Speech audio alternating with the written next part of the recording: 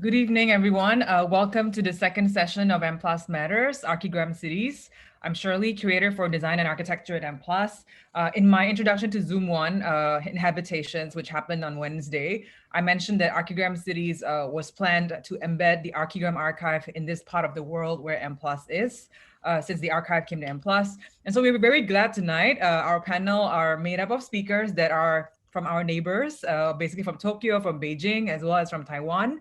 I also mentioned in my introduction that in order to reflect the countercultural spirit of Archigram, we have included this Archigram's trash history theory video response. And this is basically Archigram members' response to some of the papers. And this is a very, I call it predictably unpredictable content that might disturb some of us. Might disturb the speakers and might disturb even the audience. And then this video tonight happened to be 16 minutes longer than expected. And so we hope that you would consider this as a treat and will stay with us until about 10 p.m. And so before I invite Roberto, one of the moderators for this panel, will present some of the drawings received from the Archigram Cities Call for Drawings organized by HKU Department of Architecture. So on behalf of HKU and the M+ organizing team, thank you for joining us tonight over your drinks or your dinner.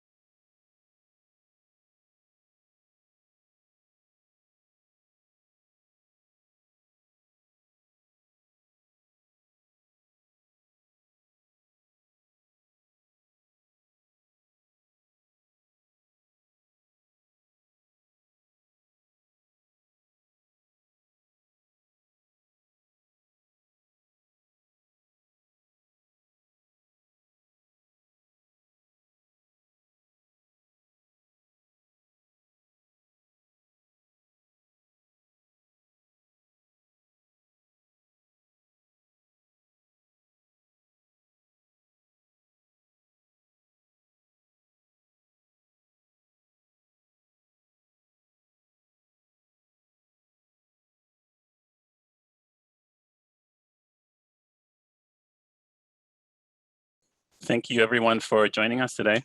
The images you just saw are just a selection of some drawings that were submitted in parallel to the call for papers. There was a call for drawings. I also pasted in a link to our Instagram page for the call for drawings, as well as a virtual gallery with even fewer selections with some videos and conversations with the authors of the drawings. Welcome to the second event of the M+ Matters Archigram Cities online symposium. I wanted to start in a way by continuing a conversation that started during the first event. Liam Young touched upon aspects of how speculative architecture allows us to prototype possible futures in other modes. In his case, it was cinema, cinematography, and of course, historically, this has been done through drawings as well. And through these sort of prototypes of alternate realities, we're able to ask questions, consider implications, what can these possible features contribute, and also what could they take from us. The influence of Archigram's work, their drawings span decades. The influence seems not to end. In a way, it's why we're still talking about them. It's hard to maybe label or encapsulate their work. And much has been said about the context within which their work happened, the time, the place, what they reacted to in architecture, the mainstream, and society, what they were surrounded by literally and figuratively, advances in technology, media explosion, politics, progress with a question mark, definitely change, lots of change. And as it pertains to their means of representation, also pop culture. Now, I think that despite this context, it was the constituents of Archigram in a way that led to their work. You know, they sort of forced their work into the world. They synthesized this context. They sort of very critically reacted to it. They were unwilling to accept certain parts of the architectural mainstream, and they were willing to appropriate other parts of what was happening around them, almost literally into their collages, as may be the case with some of the technology conveyed in their drawings. Becoming Archigram didn't happen to every architect at the time, although there were others operating also in the periphery of mainstream, such as Archizoom and Superstudio in Italy and the Metabolist in Japan. But Archigram made their work happen, I think, in an active departure from the norm. And I think their work came primarily, despite the context, it came primarily from their imagination. And I say this not as a scholar or as an academic, but not even as an architect, but simply as a fan of their drawings, and not even necessarily a fan of them, which I believe this is how they rather see it.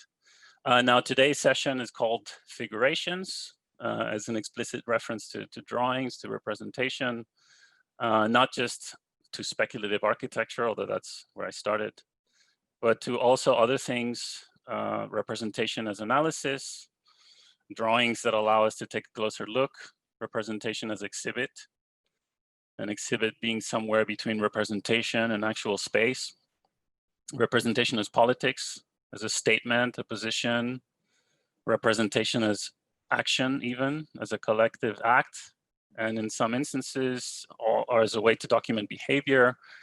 And last but not least, representation also as the final outcome, you know, as a subject in its own right. Now, our guests represent already, for the most part, I think, without yet saying anything, but rather through their work, through the drawings and writing, they represent three distinct modes of operating. Two of them very much from practice. Li Han from Drawing Architecture Studio in Beijing is with us today, and Yoshiharu Tsukamoto from Atelier Bow Wow as well. And a third panelist, Chee Kien, through the lens of history. And he in particular will share some of his research on Archigram's Instant Malaysia exhibition. I should also note the relevance of their geographical locations, Beijing, Tokyo, Singapore, although Chee is currently in Taiwan. But in a way, the panelists represent for once a discourse on Archigram that is primarily based in Asia and from an Asian perspective.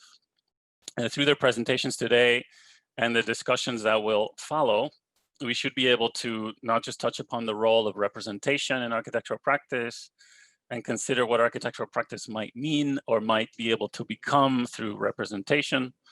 But fortunately, we will also get to see a lot of cool drawings and in parallel find precedents, connections, associations to the work of Archigram, some explicit and intentional, but probably also some that are just completely unavoidable.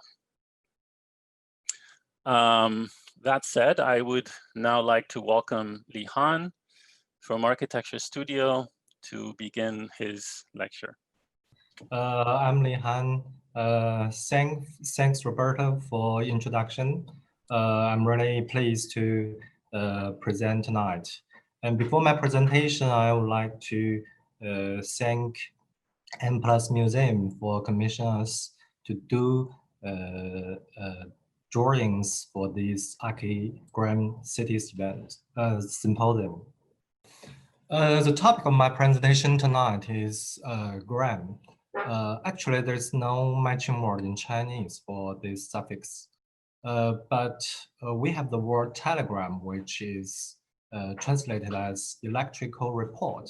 So in this word, gram means report, something made of text and image.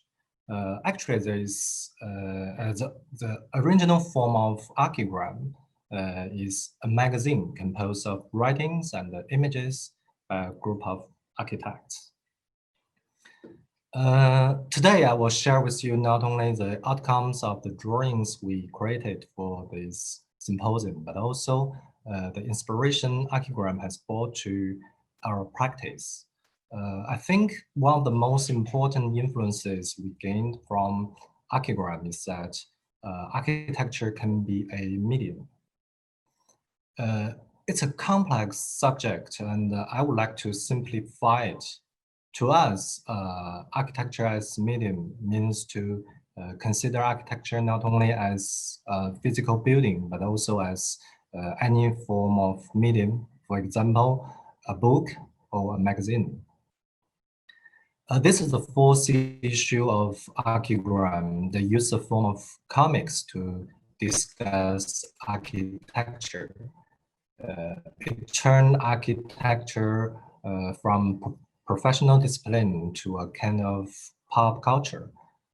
Such an approach inspired us to make the first step of our practice. It's an illustrated book called A Little Bit Beijing. Architecture drawing plays the most important role in this book. We documented some self-developed and vibrant district in the city.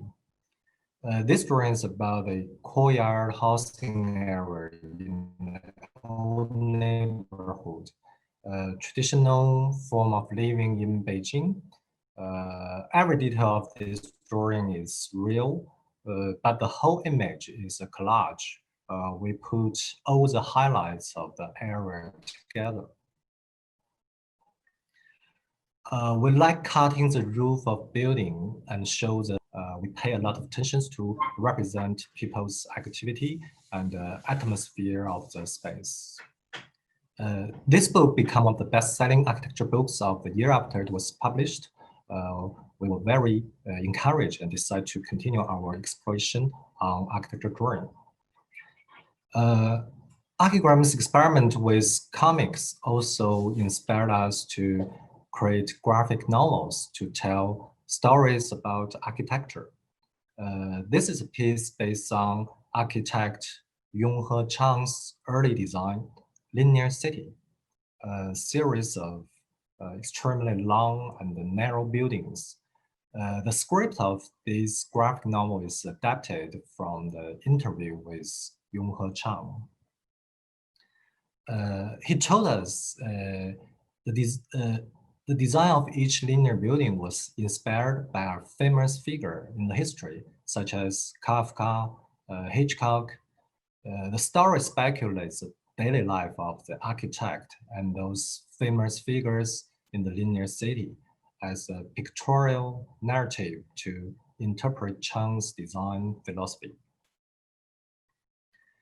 This is our another project, a large mural for Hyundai Motor Studio in 798, an art district in Beijing.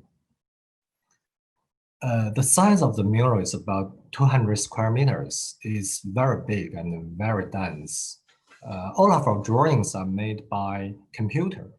I think the biggest difference between drawing on computer and drawing on paper is that you can zoom in or zoom out on the screen. So we can draw much more details when zoom in and naturally increase the density of the drawing. This mural is actually a challenge to the extreme density of large-scale drawing. It took 14 people and 4 months to complete. Although the mural is a realistic presentation on 798 Art District, we also added some fictitious ideas to enrich the content of the drawing. For example, we combined Archigram's plug-in city with a boring office building on the site. And we installed Cedric Price Fun Palace on the plaza of 798. Those are some of our favorite projects from the architecture history. To us, it's interesting to place those classic ideas, especially unbuilt ones, into the present urban context as our reinterpretation. The final image is a mixture of reality with our own design. This mural became a popular hotspot at 798. Through our practice, we are convinced that architecture can be books, graphic novels, and public artworks. In this sense, architecture is no longer about physical buildings, but its medium. And for us, drawing is a key instrument to turn architecture into medium. And as a person who makes architecture drawing every day, I want to talk about the unique beauty of architecture drawing in the second part of the presentation. Traditionally, architecture drawing belongs to the category of drafting. It's not considered as art.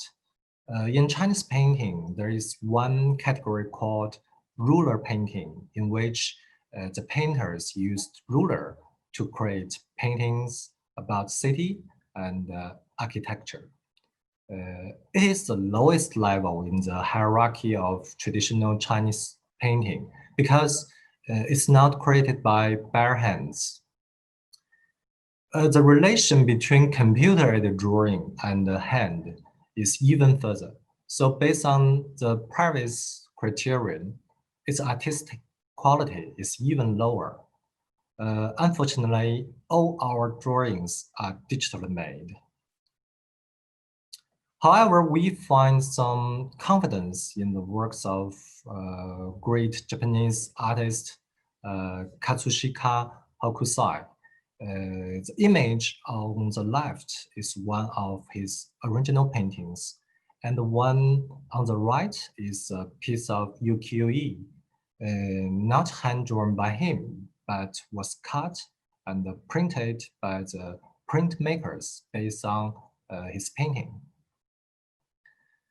The hand-drawn version is very exquisite, but the print, to me, is more impressive and powerful than his hand drawing. We think the power comes from the knife. A knife is less flexible than a brush, but it requires more determination.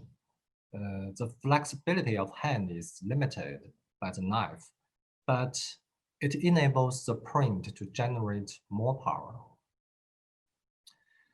Archigram used a ruler, compass, and a stencil to draw. Constrained by those tools, their drawings are very accurate, but also very stiff.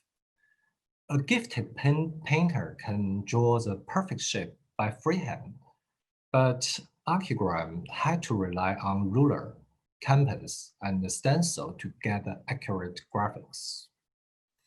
However, just like the knife's restriction on the hand, because the ruler and the compass limit the flexibility of hand, a special kind of beauty is given to Archigram's drawing. Geometric, precise, and mechanical. To us, it is the exclusive highlight of architecture drawing and can hardly be achieved in other drawing forms. So we think it is the highest state of the beauty in architecture drawing. This drawing is called Analogous City for Art, a collection of various art space in Beijing. We draw the lines with AutoCAD. The restriction of AutoCAD and the mouse reduce the flexibility of hands, but strengthens the precision. Even for smoke, something that has no clear form, we drew it with precise curves. Our curves are always generated by fillet, making round corners from straight lines. We believe such a curve is more beautiful than a free curve because it's more geometric. Actually, it's our stupid obsession, but only obsession can push things to the extreme. We think our job is trying to push the unique beauty of architecture drawing to its extreme. For the last part, I would like to talk about the drawings we made for this Archigram City Symposium commissioned by M+ Museum. The briefing was to depict works from Archigram archives in the M+ collection, as well as key architecture projects and urban phenomenon across Asia, to create a dialogue among those works. The starting point of our creation is a series of 3 posters for this symposium. The subject of the posters are walking, floating, and plugging. They're related to many urban topics and could be easily expanded.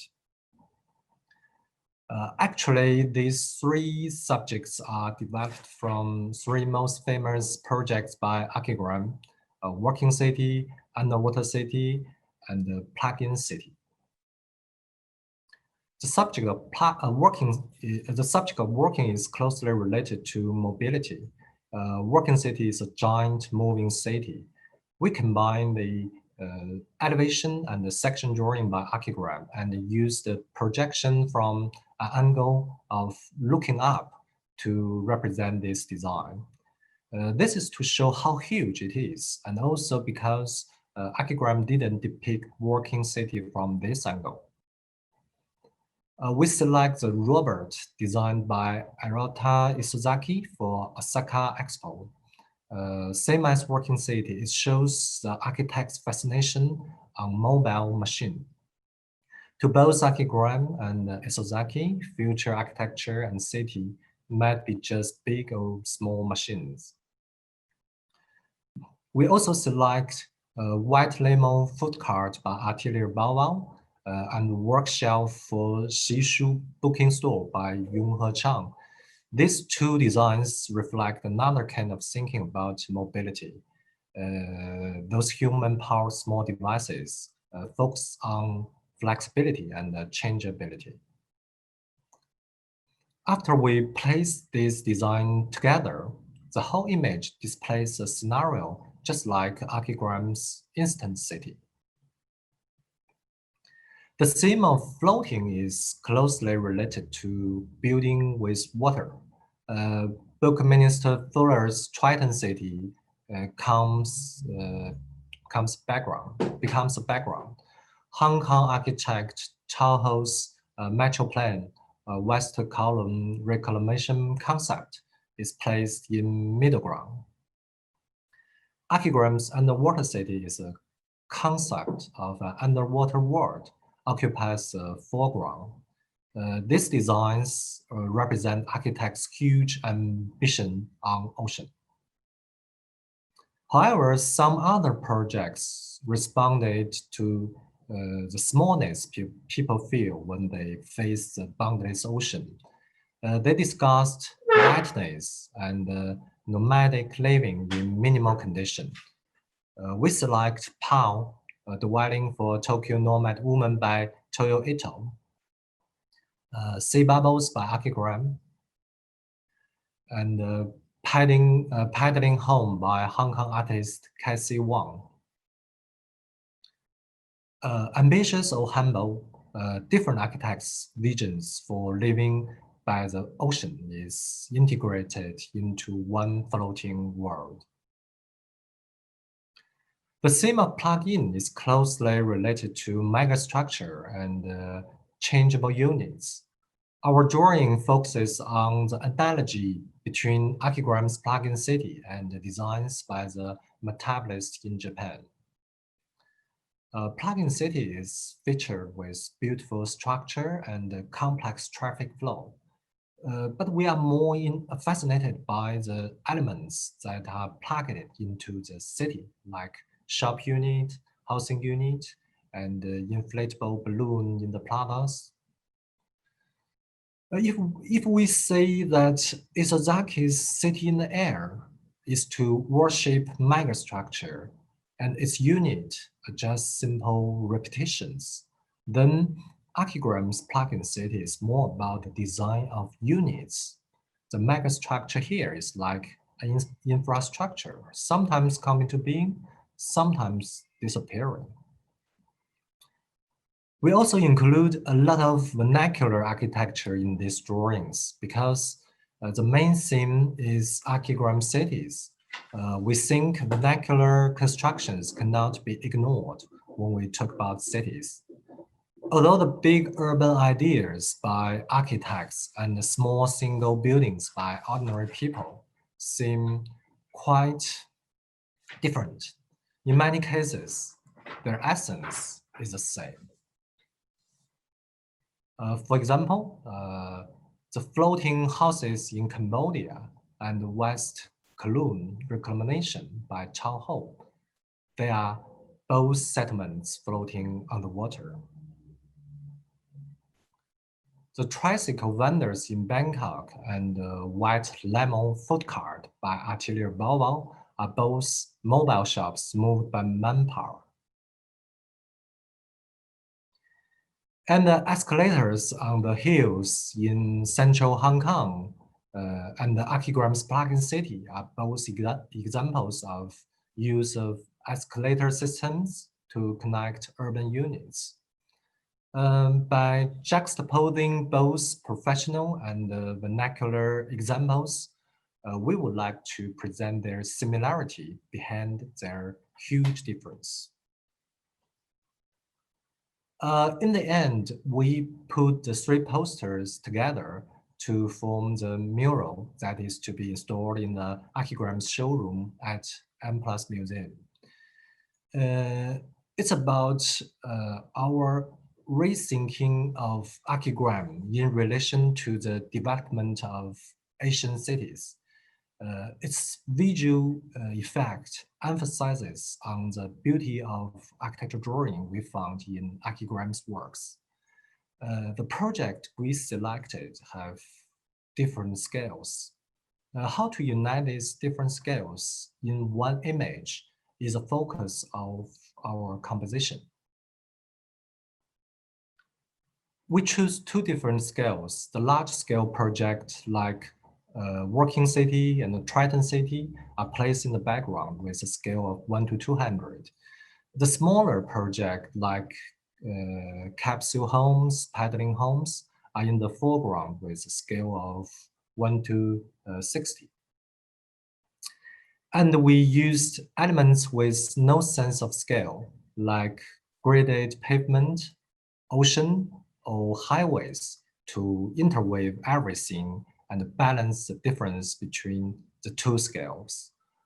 We want the final drawing to have the smooth transition of scale changing, looking like a perspective image, but in fact is an axonometric drawing with dynamic viewpoints. Redrawing these Archigram's famous projects made us thinking the shifting role of architecture drawing. 50 years ago, Archigram and their peers hit the peak of architecture utopia with impressive architecture drawing. Today, we feel we are still in their shadows in terms of imagining the future city. However, we find another battlefield for architecture drawing to present the endless and unique urban phenomena that are self-developed in real life.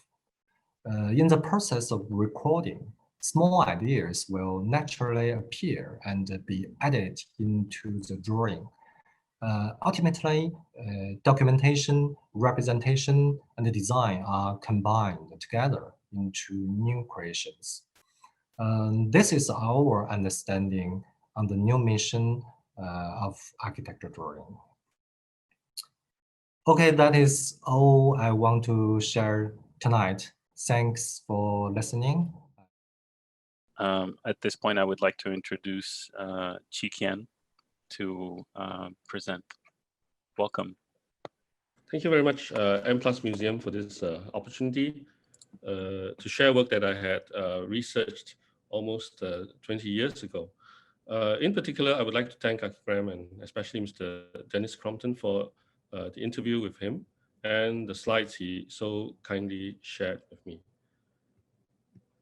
Days after the third political elections were held in Malaysia, race riots between the Chinese, Malay, and Indian groups erupted on 13th May 1969, killing many and injuring hundreds. The official statistics showed 439 injured and 196 dead, but foreign diplomats think the death toll was 800 or more. Houses and property were destroyed, and parliament was not resumed until almost 2 years later. The normalcy that eventually resumed propelled the government, now led by new Prime Minister Tun Abdul Razak, to make international representations that can signal to the world that political stability had returned to the country, and more importantly, that social and economic functions had restarted and may be connected into the world system. One important exercise was to redesign the country exhibit at the Commonwealth Institute in London. Malaya or Malaysia had been represented in various exhibitions since the mid-19th century. The earliest one was, of course, in London as part of the Indian archipelago in the 1851 Great Exhibition at Hyde Park.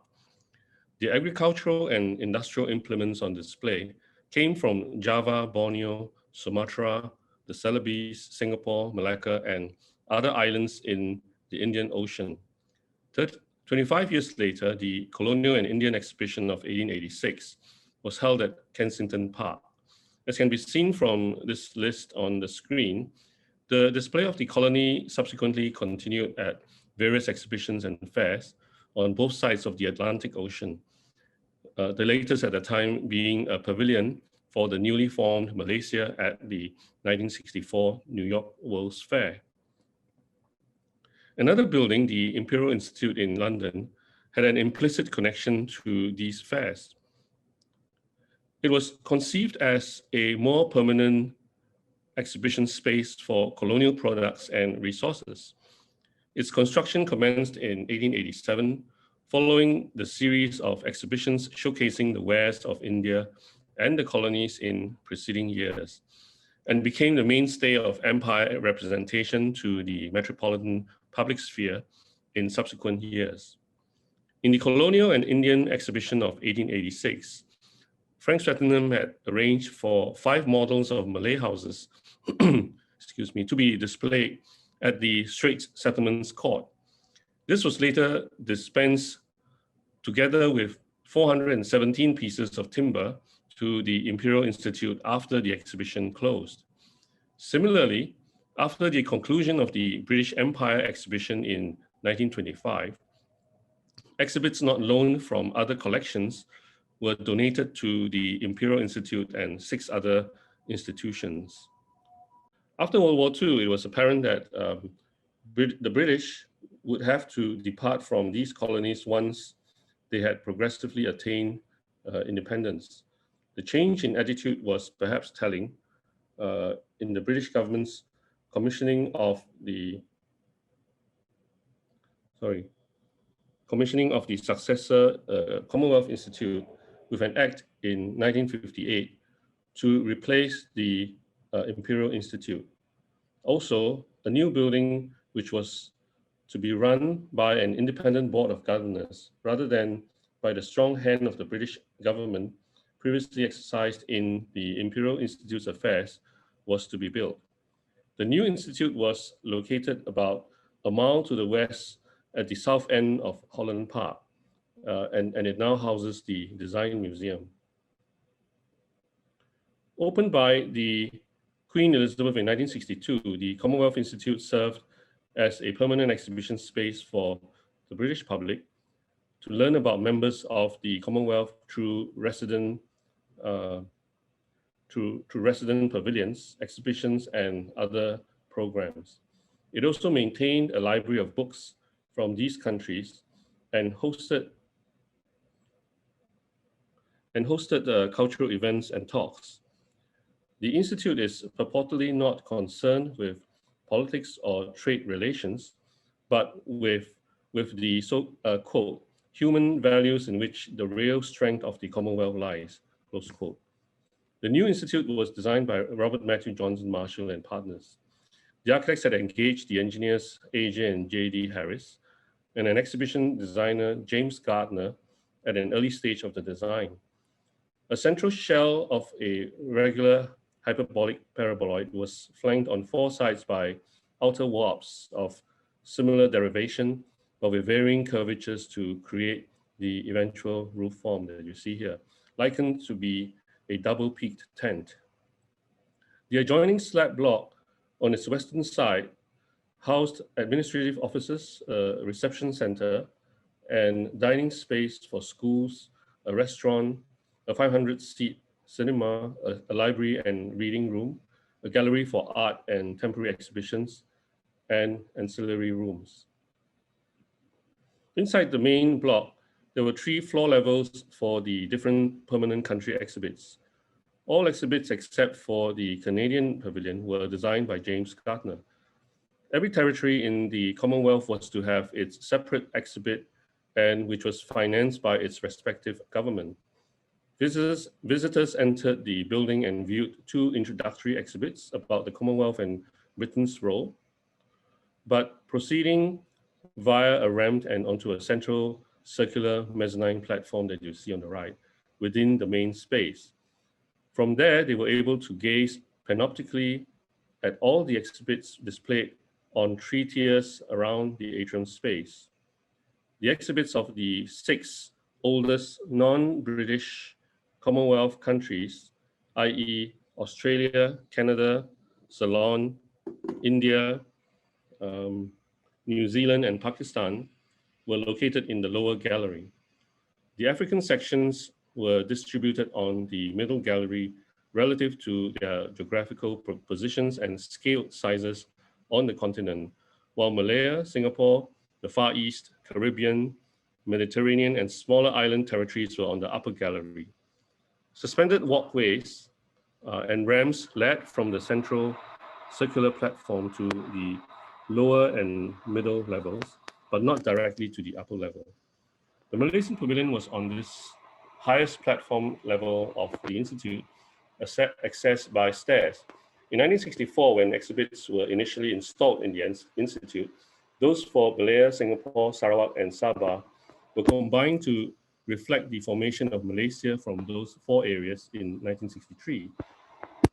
A year later, those representing Singapore were extracted from the Malaysian set after its departure from the entity in 1965. Designed by James Gardner, the 1964 exhibit featured general information panels, models, and a colored kite hovering over it, but these were felt to be inadequate by the Razak cabinet after almost a decade's service and political transition. There was an urgency to reinvent the nation's multi-ethnic and progressive image for larger global communities after the 1969 riots, and to remain economically competitive at the onset of the worldwide oil crisis in 1972. An account of the eventual pavilion reads, and I quote, "When commissioning the present pavilion, the Malaysian government were keen to show in whatever ways possible that Malaysia, though analytically part of the third world, is both politically and industrially advanced, and is a country bursting with enthusiasm and opportunity, close quote. On the onset, the Malaysian government rejected the proposed new design by Gardner and requested for an alternative. Dennis Crompton, the pavilion's key designer, remembered that they worked with representatives of the Malaysian government as well as with Fred Lightfoot, the deputy director of the Commonwealth Institute. A meeting was subsequently convened after the first design, where a Malaysian representative from the Ministry of Information presented what they had programmed and how they could be exhibited in the new display. Uncannily, he also showed Archigram's previous work back to them. As Crompton recounted, and I quote, "He showed us photographs from magazines, and I don't think he knew it was our work. It was showing sort of Archigram images and didn't really realize he was showing the images to the people who have actually drawn them. With everybody being polite, we said, yes, we obviously can do work like that because that's the work we have been doing," close quote. Dennis Crompton and Ron Heron worked on the overall design. Other group members included Ken Ellinson, who worked on the graphics, the photographer Katie Dewey, Frank Newby worked on the structural and environmental engineering, and a contractor was engaged to build it. Crompton visited Malaysia in May 1972. His visit was necessary to collect additional documents and material from official sources and to survey the country for himself on behalf of the team. The 10-day itinerary took him from Kuala Lumpur to Alor, Penang, the Cameron Highlands, and then to the East Coast, Terengganu or Kelantan, visiting its major cities, industries, and attending cultural events. He experienced Peninsular Malaysia's various landscapes, cultures, and microclimates in person. By December, the design was finalized and construction was completed in the following year in 1973.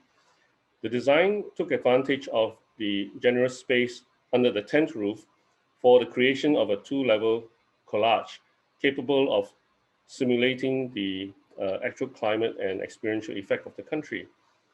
It juxtaposed text, graphics, and elements that were, quote, parts life-size, monster-size, micro-size, colored, monochrome, photographic, drafted, sonic, illuminated, fabricated, ephemeral, solid, permanent material, close quote. The single word in black, Malaysia, announced the pavilion on one of the two rhomboid panels near its front, while the same word was again flashed in neon on the side of the box, overlooking the central platform. Visitors were immediately greeted by the lime green pavilion that comprised a rectangular capsule with rounded edges, suspended over displays and panels, and structurally supported and bookended by two cylindrical stair cores. A long display wall traveled behind the assemblage to meet the lowest part of the Institute's roof eaves, adjacent to other narrower freestanding cylinders. On the visible wall surfaces were installed black and white photographic montages of buildings and people, crowds of various sizes appearing as connected amorphous groups, but with narrow white borders outlining the composite sections. The lower level of the pavilion presented the various factual aspects of Malaysia. A visitor-activated automatic information retrieval system known as Instant Malaysia was conceived to provide data with the immediacy and sophistication that Archigram had honed. Information was presented with graphic quality and clarity, communicated with charts, maps, diagrams, photographs, and text. The history and geography of the people, its government and its politics in planning, communications, housing, health, welfare, and education that would amply illustrate it as a progressive democratic nation were discussed in separate thematically designed panels that wrapped around the pavilion.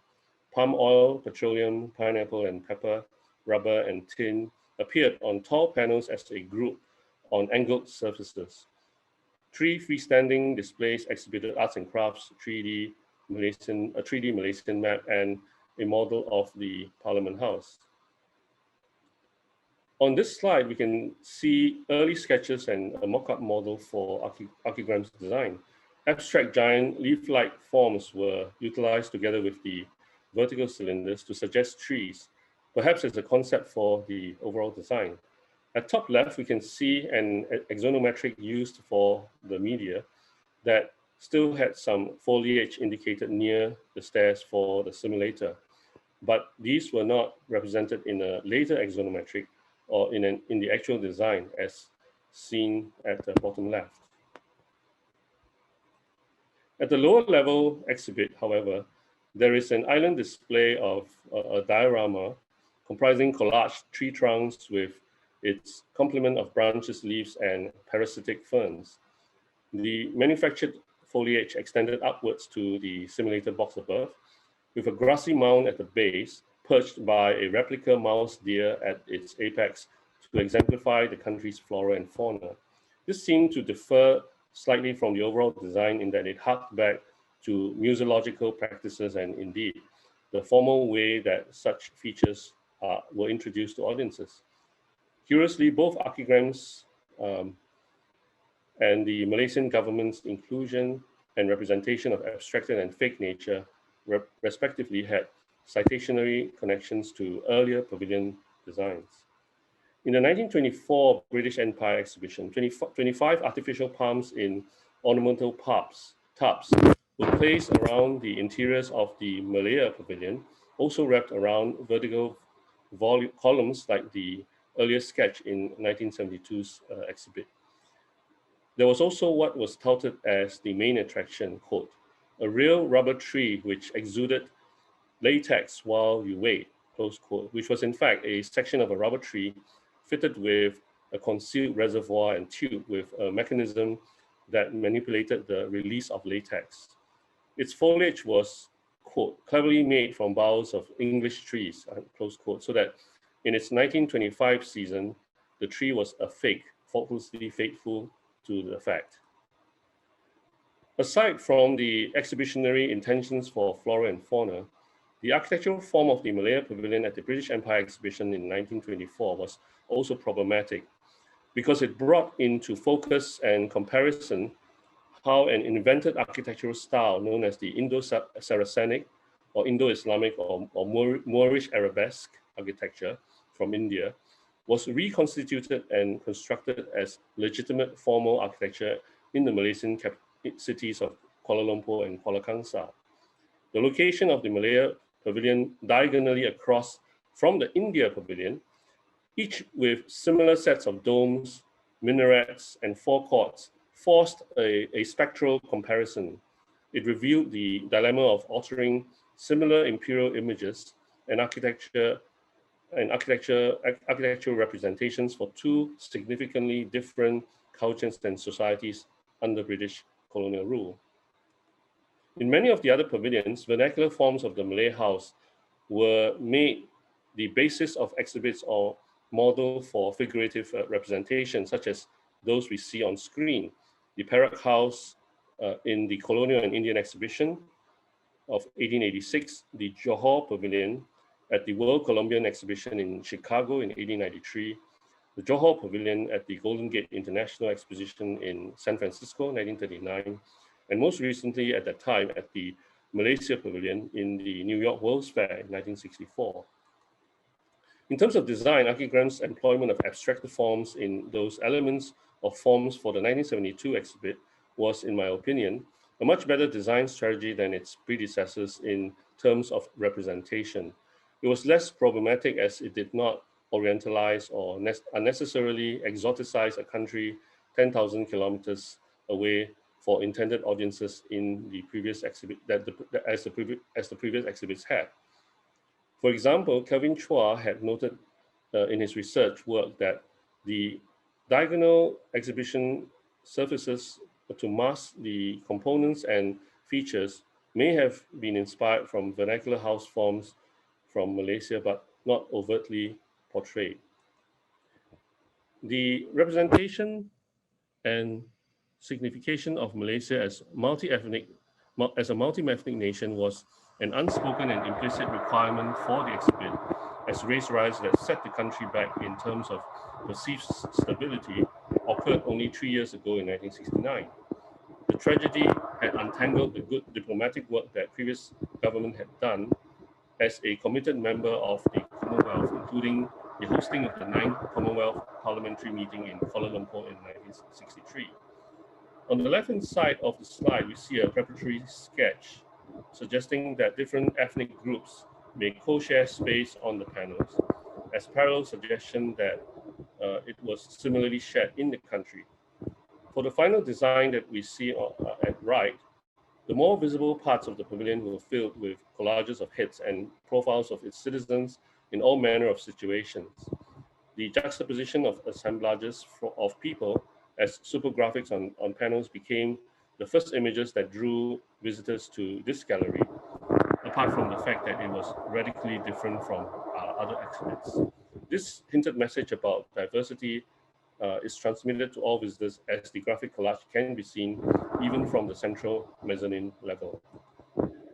As the visitor ascended the stairs, he or she will see the entrance area intersected by organically shaped panels that resemble abstracted leaves or slices of papaya, with more images of people and collages where the papaya seeds might have been. Street scenes with people are also juxtaposed on the other panels. Crompton was aware of an extent of modernity in the streets, and this was also implied in the images. Quote, there were pretty young girls on the streets of Kuala Lumpur, not dressed in traditional Malay costumes, but like any pretty girl in London or Paris.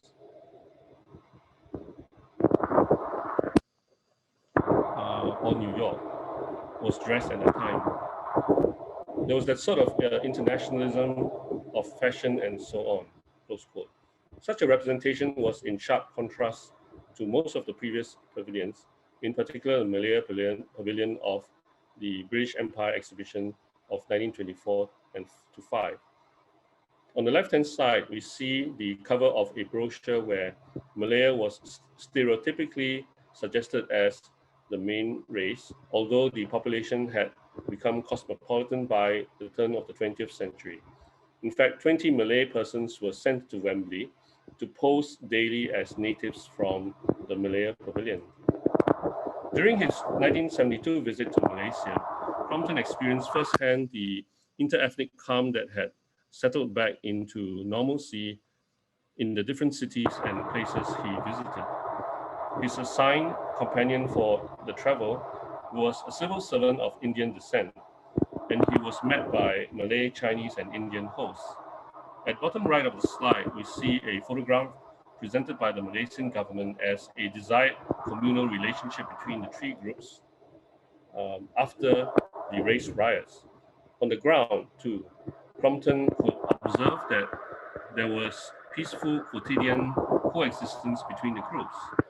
An encounter that helped form that impression for Crompton was at Penang's Chaurastra market, where Indian-style owners in traditional garb were operating adjacent to a thoroughfare which had mainly Chinese residents, which we see at the top right of a slide in a photograph of mine made in 2001.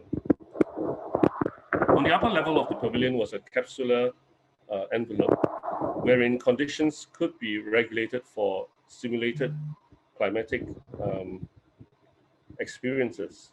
Known as the simulator, its chamber was highly serviced by artificial heating and ventilation, and simultaneously coordinated with a panoramic multi-screen audiovisual program with images back projected onto its longitudinal wall surfaces. Visitors entered and exited through doors on the capsule's short sides after the full program reproduced for visitors, quote, the sights, sounds, and feel of Malaysia, including full climatic simulation. Quote, this is from a brochure. The simulator holds about 15 people for a 15-minute program. color transparencies are shown on 8 screens around the walls, depicting many aspects of the environment and life in Malaysia throughout a day. Apart from the introduction, there is no commentary, but there are sound effects and music. The range of Malaysia's climate is also represented, from cool sea breezes to humid heat and tropical storm, to achieve the nearest experience to an actual visit. Young visitors will see more and be more comfortable if they sit on the floor. Crompton felt that there was an opportunity to design such an environmental envelope when he decided that the climate in Malaysia had to be presented in a haptic manner for the exhibition. The impact of the weather on him was felt as soon as he landed. Quote. So in the end, I went out to Kuala Lumpur, and I very distinctly remember landing at Kuala Lumpur airport and the doors of the plane opening and me going towards it. It was before the days when airports had hermetically sealed corridors and you have to go and walk down the stairs. I walked into this wall of hot, humid air that I'd never experienced before, close quote. Most of what he experienced was selectively encapsulated in the exhibits panels and in the simulator, an instant experience of Malaysia in the true sense of the word. 3 specific experiences were chosen as the sequences for the simulator. The moment when Crompton descended from his plane to encounter the hot, clammy sea level climate at Subang International Airport, the cooler surrounds of the hill station and tea plantation areas of Cameron Highlands, and the, quote, ferocious, close quote, monsoon weather of the East Coast states of Kelantan and Terengganu. Visitors to the Commonwealth Institute met the statistical representations of Malaysia on the lower level and its weather at the capsule on the upper level. As a visitor, you would have arrived at the Institute on a typical London day with what Crompton called blend London weather, close quote, and left with the wind in your hair and the humidity on your skin. You can, as strange as it seems, take the weather with you. Thank you very much. At this point, I would like to welcome our third and last panelist of the day, Yoshiharu Tsukamoto from Atelier Bawao, to speak. Welcome, Yoshiharu-san. Thank you for inviting me to join this Zoom session. My talk is about learning from Archigram. Okay, this is yes, metabolism, the series of metabolism projects from 1960s, and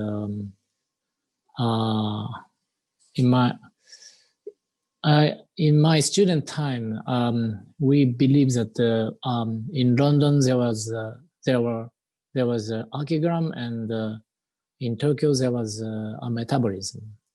So metabolism and Archigrams are a kind of mutual. Metabolism was a kind of a counterpart of Archigram in Japan, and so from this point of view, I see more similarity in their practices, and rather than differences at the beginning. But I had a chance to meet, to have a conversation with Archigram in 2005 when they visited my school for the preparation during the preparation of their exhibition in Mito. And I have an opportunity to discuss with them. And the conversation went to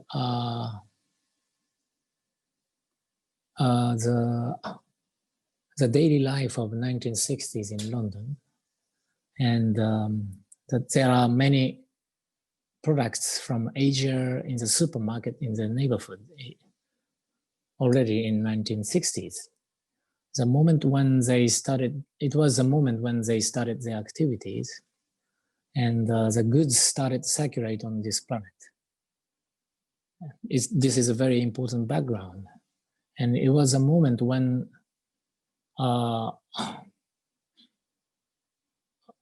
it was also the same moment when the satellite broadcasting started. Unfortunately, the fast moving images on time via satellite was the assassination of Kennedy's during parade. And I realized that this globalization of market information and people's movement really formed the base of Archigram's understanding on architecture and city. People are not necessarily staying at one place and can move around freely in 1960s already. And then the question of Archigram was very unique. How architecture can adapt to this situation, or how the timescale of architecture can adapt to this situation. For a long time, architecture was built upon decision-making by communities, since people didn't move freely and tomorrow was almost same as yesterday.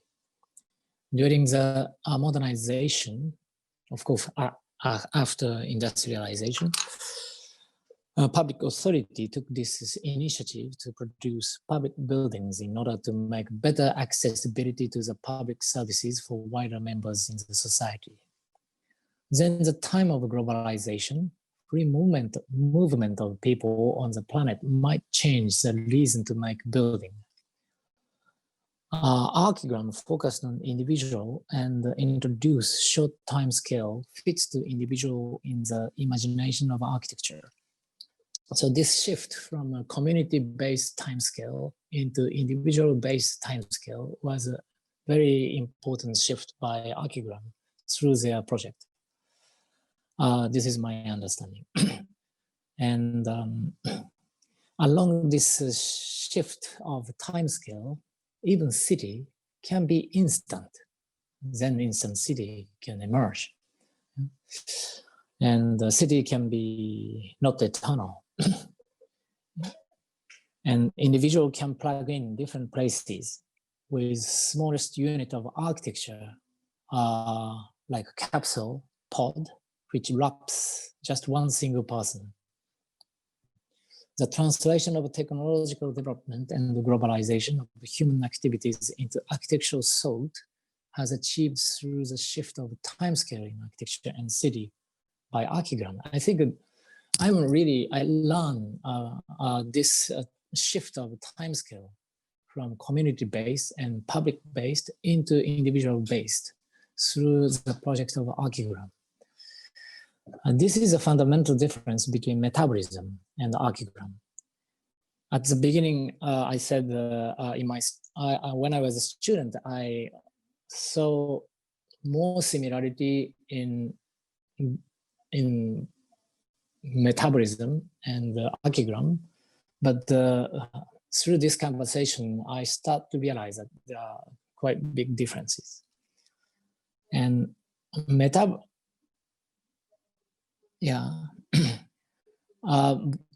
both metabolism and Archigram are a group of independent architects acting together and draw visionary projects and share optimistic vision on technology. New architectural language, which is replaceable capsules in the air plugged onto vertical shaft, are shared. So Some projects also share the enthusiasm on megalomaniac architecture, eco-city. But actually there is a very big difference about time, concept of time. It's very important. It affects a lot on my later practice.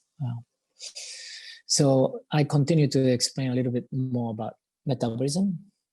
According to Kikutake, concept of metabolism came first from the timber construction culture, which often reuse beams, columns from dismantled old buildings for new construction. They called this manner metabolism and applied as a metaphor to describe the reality of rapid transformation of city environment. Scrap and build nature of Japanese city was conceived failure in compared to eternal value of city made of masonry stone buildings in Western country. Japanese modernists couldn't have a strong confidence on what they were doing because of the short lifespan of the building and super changeable city environment, which can't hold the historical value. Yeah, metabolism tried to re-evaluate this rapid changing phenomenon of the city and construction in the positive and the city and construction in the positive manner. Their idea is based on expansion, finding new frontier in the air, in the ocean, in the untouched hinterland of the city. It is always related to create space in non-listed area for capitalism, circulation, capitalistic circulation. They try to produce space everywhere. In the case of metabolism, time was future-oriented but linear, and projects followed the idea of expansion and progress. Archigram focused more on the individuals and also commons. Instant city is not possible to achieve by the initiative of the government. It is possible by the shared sensibility of people's trying to govern their own environment by themselves. It's almost like today's tactical urbanism. But in the case of metabolism, miracle economical recovery and growth in the post-war period pushed their back, and then metabolism took more construction industry oriented, sharing same interest with bureaucracy and economy. It represented the power in that sense. So this core and replaceable capsule is also a kind of representation of the power of concentration of power and capitals. Then the megalomaniac idea of metabolism shares a vertical shaft, core, which is quasi-eternal element, consists of lifelines and circulations and replaceable capsules around it, like this. Okay. And then this kind of urban creation can only happen by the concentration of power and capital. Even Tange's Tokyo 1960 is a horizontal model of the same intention. By defining city center as urban core in Yurakucho or on left top corner, the population from west and east over Tokyo Bay come to this place and give necessity to build a skyscraper around the urban core. So this is 1960s metabolism. But another type of metabolism has actually happened in Tokyo through reconstruction process after the war. Reconstruction of the city was achieved by the small houses by individual initiatives. It occupies the whole surface of Tokyo with 1.8 million of landowners. Each house has 30 years of lifespan in average. Then the regionalization happens by the individual initiative. Then the city became more and more random according to the rhythm of regionalization. I call this actual metabolism of the city, void metabolism, in contrast with 1960s core metabolism. this is my critical statement on metabolism. Archigram's time concept and the initiative based on the individual were great inspiration of this study. So the left is a core metabolism from 1960s. This is a very famous realization of a metabolism concept in Tokyo, Nakagin Capsule Tower. And actually the actual metabolism is like a right image, very flat, occupying the surface of the ground of Tokyo by individual houses together with void between buildings. So void stays because there is architectural building codes to keep the building footprint in certain percentage against the surface of the property. And then any regeneration can also keep the, anyway, even building is regenerated, voids are kept in different forms. And so I call this void metabolism. And yes, I think this shift from core metabolism into void metabolism as a kind of a statement as an architectural statement, I think it's very important for me to know Archigram's concept of time. And another influence from Archigram was about behavior. Yes, it's casted my interest on behavior. For example, instant city is not formal urban planning. It is an intervention which activate behaviors of the people and encourage people to create a kind of public space by occupying with their behaviors according to the arrival of the balloon, etc. I was impressed by the idea of architecture without enclosure, city without form. Sorry, this is subdivision. It's a subdivision of the residential area in the void metabolism. Okay. My slide is, and then this is a house based on the, okay. Yes. Okay. Can I go back a little bit? Yes, this is yeah, I missed to explain this subdivision. It's one of the phenomena I found in void metabolism.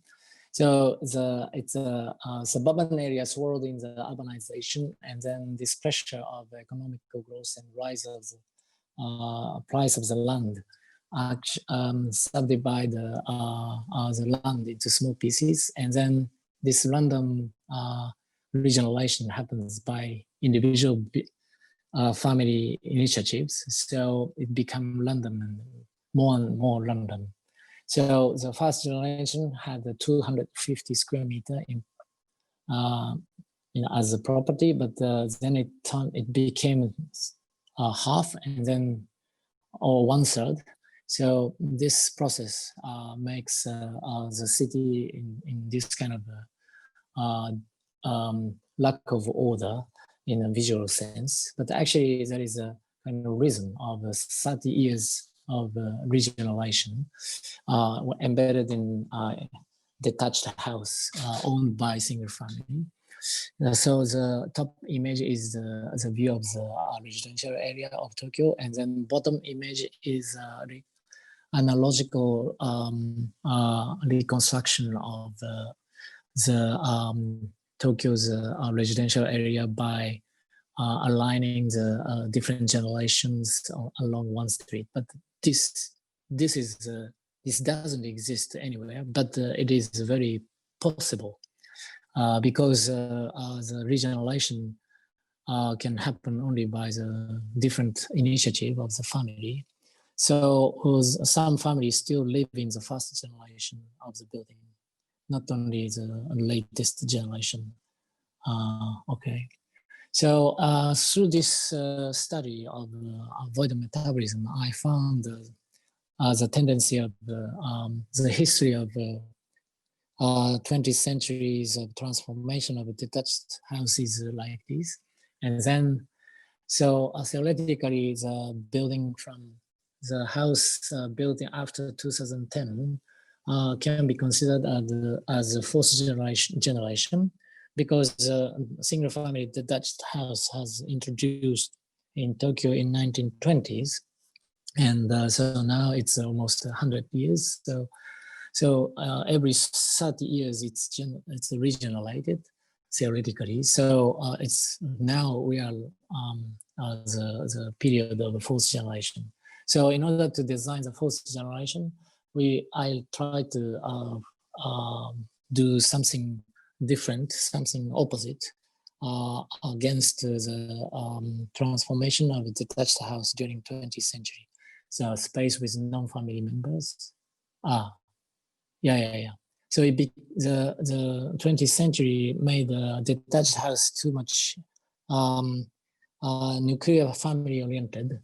So they lost and then also gap space, and then they lost the gardens and the quasi exterior space like Engawa. So all the life is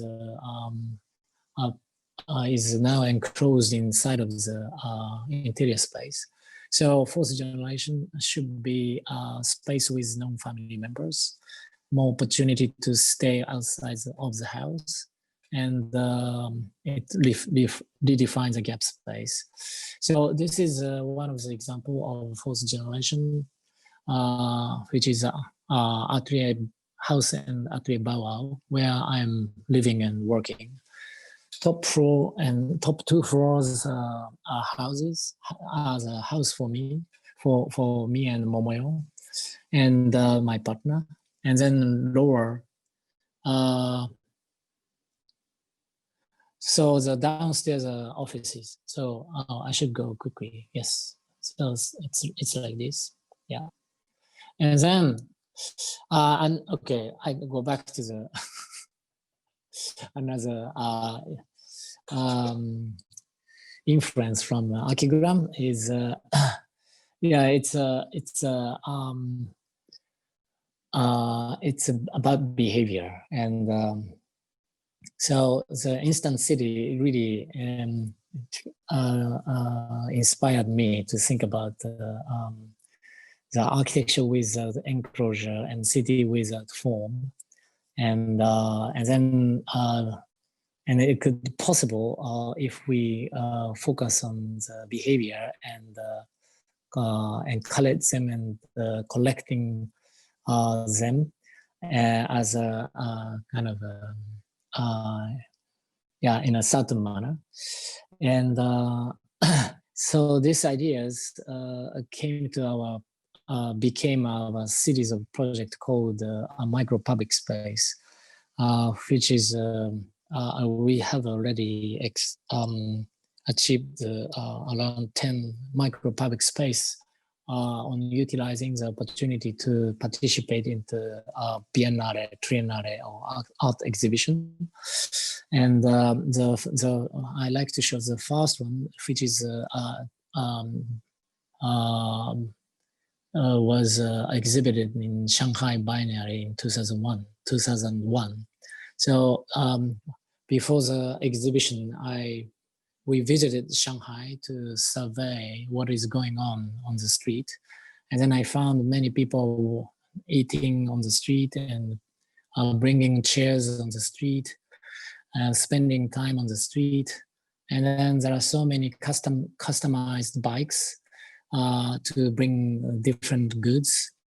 And taxi is still on the tricycle. And then there's one street which was dedicated for non-motor vehicles. And so it's very inspiring for us to reimagine customized bike for a tea ceremony on the street, afternoon tea on the street. So So it's a kind of as a mixed up between furniture and cycle. So since why it is called funny cycle, so we can drive like this, but when we they are gathering backwards, they can form a set of T-set living room on the street. So, and then it's create a kind of crowd of people around it. And so it becomes a kind of small micro public space. So, but this is also architecture without enclosure, which is very much inspired by Archigram. And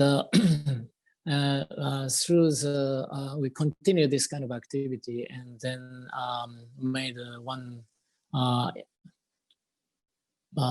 temporary structure called BMW Guggenheim Lab. And this lab also traveled from New York to Berlin and to Mumbai.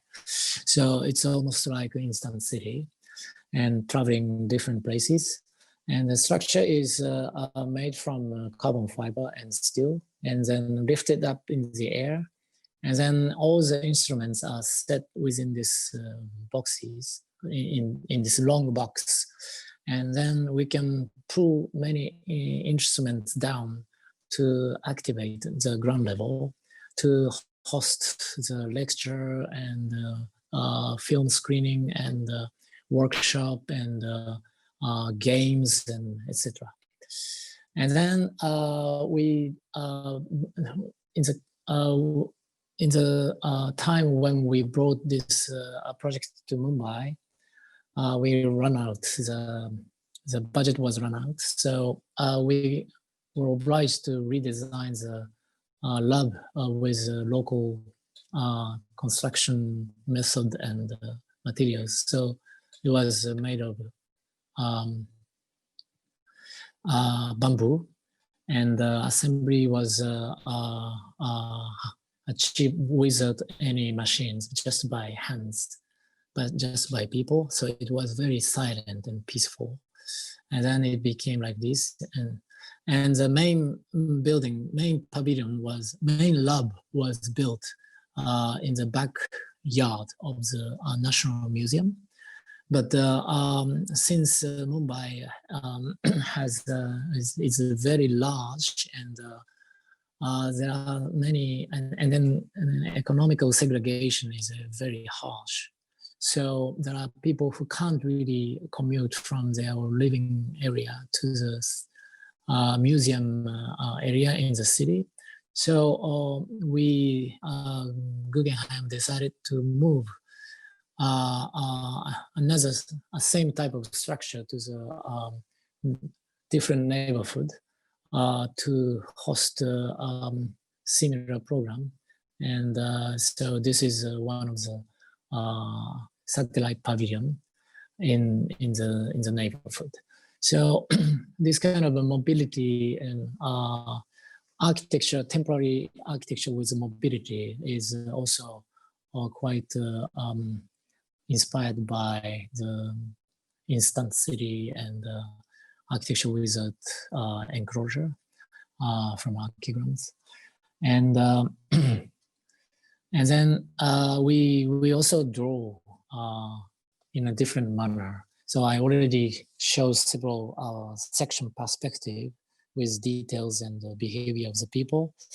And it's one of the method of Bauer to represent our project.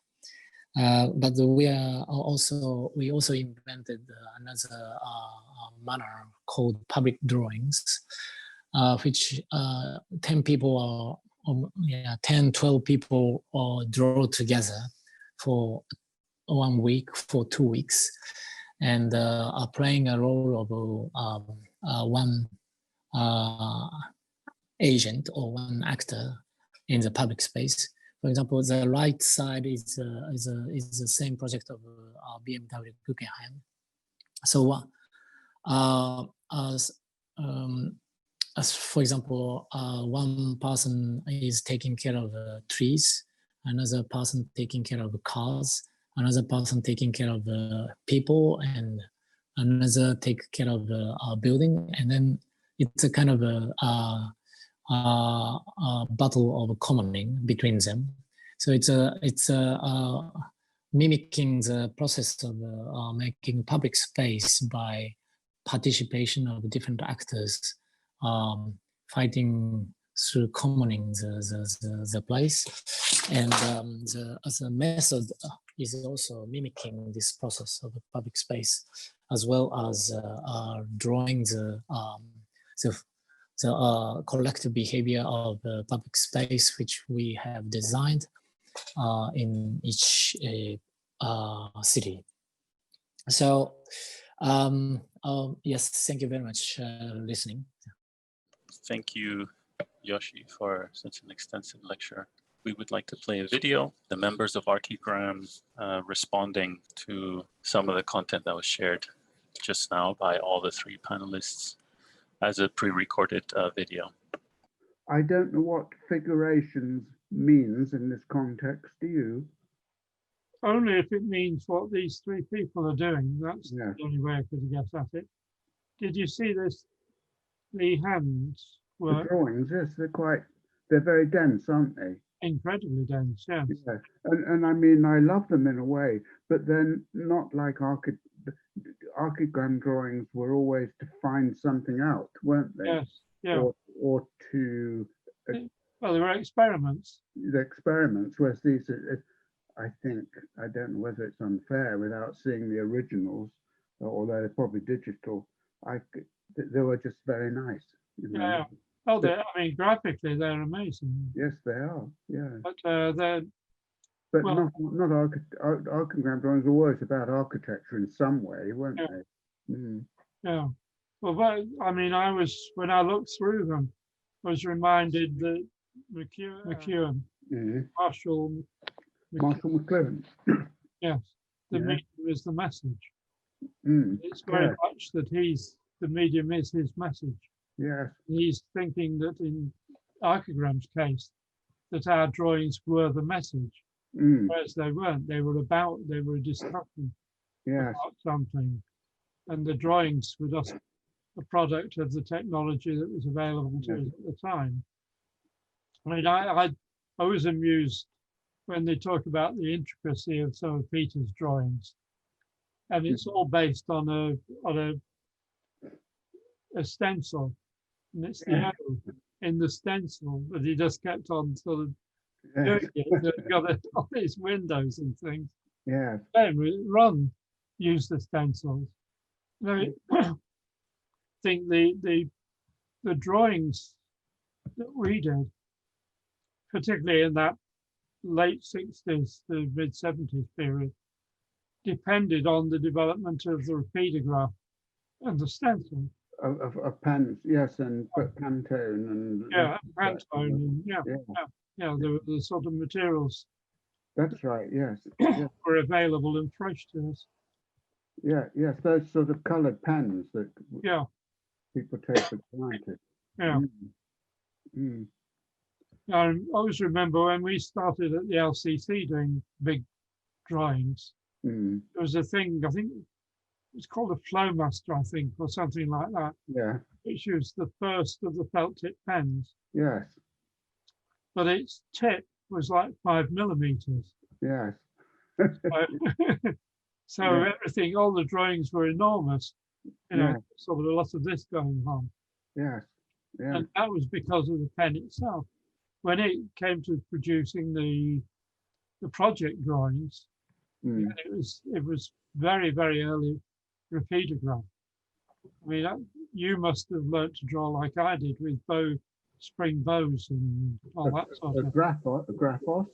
And getting graphos came later. And the pen, do you remember that? With Yeah, the yeah. thing in that you Yeah, and then all splashed wired the up. whole drawing with ink.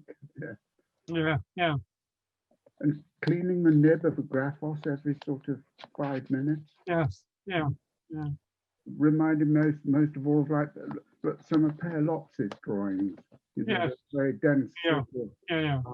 dense, Yeah. atmospheric. Yeah. his drawings were mostly cut and paste rather than actual drawings, weren't they? Yeah, yes. Well, my web drawings often appear to be one drawing, but sometimes they're like little bits, almost like marquetry. Oh, aren't yes. they? Yeah, he cut them together. Extraordinary. Yeah. Yes. Yeah. Really amazing. Yeah. Mm. And he'll draw on everything. I know. I remember in your house seeing some of his. There's sort of small drawing on a sort of almost like a piece of wood or something. Or each Yeah. stuff is on it. Yeah. Yeah. Yeah.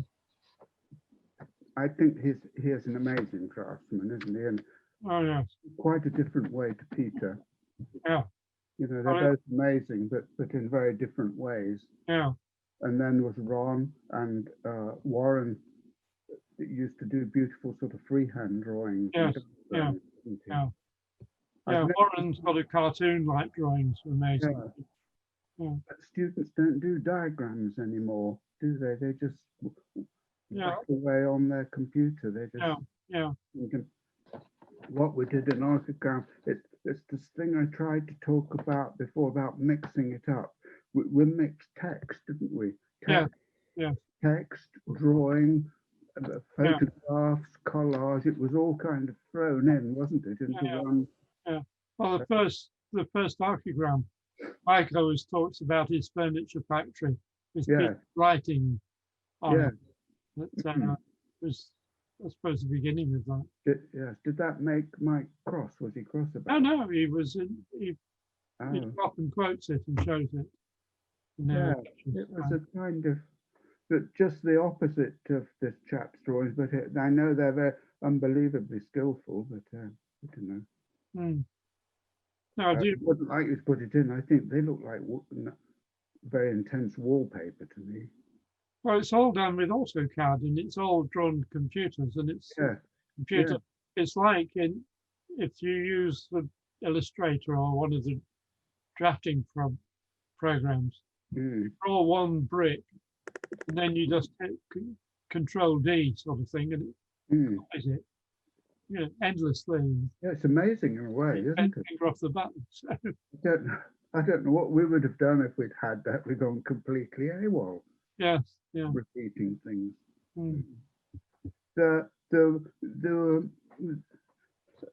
one, the Take the Weather With You, I like the title, but I think you're much more able to comment on that than I am. I don't know how the title fits in with what you were trying to do. I remember a few drawings from the Malaysian thing. There's some things you sat in, which were quite radical at the time, weren't they? Yes, yes. Well, it was. I mean, this is mid-1970s. Yes. So all the felt tip pens and colours and everything by then were available. So they used a lot of that. And Ken Allinson, who did a lot of the big drawings of Malaysian scenes, was incredible. The way he could draw. Yes. See, whoops, no. I really liked that photograph of us all in Endell Street with Ron holding a picture of Warren. Oh yes, the 10th Street Porter photograph. Yes. Yes. Yeah. That was...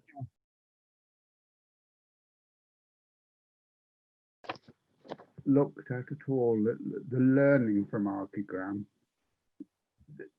I just get a bit cross about that. I don't think anybody's learned anything from Archigram. I think they just take the superficial aspect and then talk about that. They don't really, because it was it's a critical moment. I mean, I'm sure the Smithsons and that generation, that they must have been really angry. Do you think? Yeah. Because we were, all of a sudden we went in, a bunch of young people shouting at them, telling them what they would. I mean, much as I know we admired them hugely, and respected them, but at the same time they were yesterday, weren't they? They were, but they were our teachers. Yes, they were. Yes, they were. Mostly directly Peter, but they were the people. Parts of their work.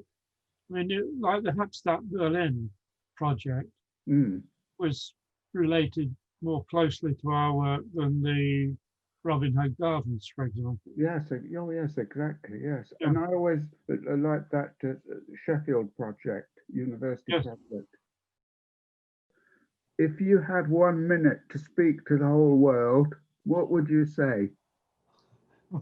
I just thought reading Helan's thing, it was very interesting. He talked about the scroll painting and the nature of it. And it reminded me that David Hockney did the same thing. He did a video about comparing the scroll painting with the Canaletto painting of Venice.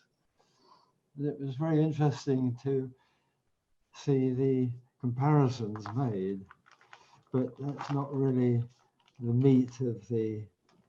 I didn't read anything of it, I just looked at the drawings. So that's what he wrote, is it? Yes, but the pictures, you saw the pictures. Yes, I did, yes. I mean, they're amazing, aren't they? They're amazing and stupid simultaneously. Unlike your own drawing. Pardon? No, your drawings, the proper drawings, they communicate something. They represent a field of inquiry. They're, yes. You're like interrogating something, but those drawings, they don't, in my opinion. But I haven't seen any originals, if indeed the word original applies to, because they're computer drawings, aren't they?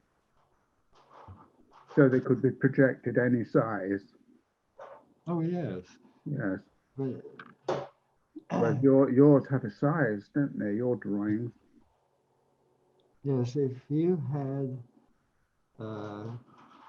projected them a huge scale, they would read like a regular sized drawing, wouldn't they? If you took a small section of it, a small piece.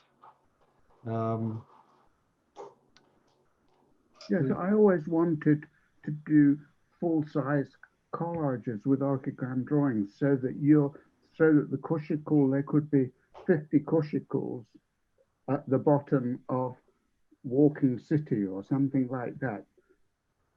That would be full size. Yes. Rather than pictures. I'd rather hope to. But then that's not quite what he's done. He's replicated bits, hasn't he? Yes, he has, yes. So you get a tube, and you get that tube blown up 100 times, divided into 100. And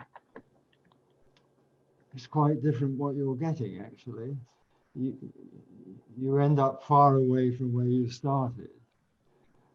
So, I mean, it's not really like 50 cushicles. It's more like bits of cushicles floated apart and replicated many times. Yes. And amusing to do and very pretty to look at. Yes. But absolutely ravishingly beautiful, I thought. Yes, Sol LeWitt said, no amount of technique can disguise a paucity of content. The trouble is it can't it? Yes. But I did think that was interesting when he mentioned about the Emperor of China and how David Hockney made a video using that same scroll painting. And I think maybe Li Han should have listened a bit to what David Hockney was saying, because he talked about the interesting thing about the scroll painting, like some modern art, where the vertical edge of the screen is gone. It moves, can shift, and the image moves too, which is very far from the world of Canaletto's paintings. And perhaps if Helan had used what the scroll painting was telling us in his drawings, they might be richer and present a new direction for him to go in. So I think it's a question of him taking another look at what he decided to include within the drawings he selected to show. Anyhow, it's the same page as when the Atelier Bow guy was on, isn't it? That's right, yes. I think what was interesting in his comments, and it crops up again on the later day, as to some people, if they want to interpret our work as being very interested in people, and that in addition to the sort of more, let's say, mechanistic or drawings, they're the drawings where the interface between the machine and the person, between members of the family, is important. And I think people who want to be on our side, as it were, such as him, his name and address supplied, but he then says that Atelier Bauer kind of move on from that, and in fact all their projects are very much sort of personality, social, family members inspired. The other thing I think that links us with Atelier Bauer is that I remember that one of the books that they did was about the town where we did the exhibition, which is Mito, yeah? Mito. And it just so happened that Atelier Bauer got their students to do a study of Mito and how it was a sort of rather sad little city. And I think we had the book at the time. I can't find it now, but what's interesting is that Atelier Bauer are interested in not exactly trivia, but they're interested in the sorts of things that the more dogmatic, high-powered architects are not interested in.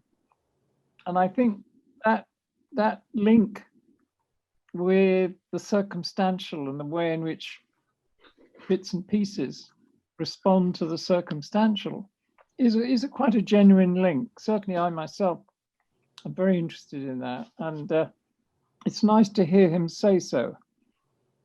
I can't say much about the Malaysian pavilion, which I think is also on this, because Dennis, you know much more about that than I did. All I remember it was being very yellow and very jolly. In a moment, you will see Malaysia come to life about you, its cities, towns and villages. You will also see glimpses of the traditional ways of life of the different races that make Malaysia such a fascinating country. You will hear the music and sounds of Malaysia, and during this presentation, the temperature and humidity will rise to those experienced day in and day out through most of the country. In a few minutes, it will be very, very hot in here, and Malaysia will have come to London.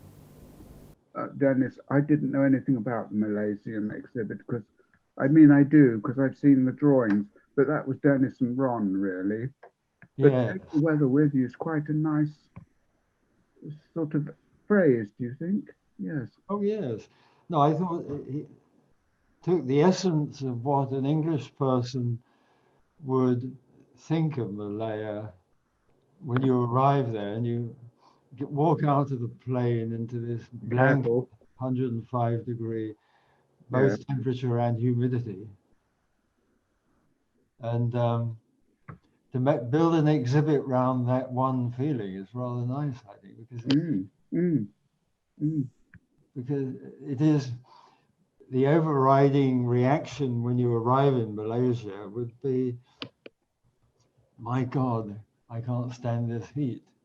Not comment, you know, we had the opportunity to do the thing in the Imperial Institute, Commonwealth Institute, rather, and you and Ron did it, and it was yellow and jolly, and it probably was a bit untypical of what was in there, in that it was already very interested in sort of the responsive environment, whereas most exhibits, you sort of throw it at them and take it or leave it. And I think it was an opportunity to show not only collage as a sort of more loose, open-ended way of displaying cultural information, but also the tricks that you had available at that time for responsive interaction, which of course was something that was cropping up over and over again. I can't remember how the dates of that relate to the dates of the Oslo exhibit, but probably around the same sort of time, yeah? Give or take a year. So it's this discussion, it's just trying to do exhibits that were responsive. Now, what was the third guy? Oh, the third guy is the guy that did his own drawings, yeah? That you and Mike were talking about earlier. Yes, the very graphic drawings. Yeah, I got no comment. I got no real comment on that, really.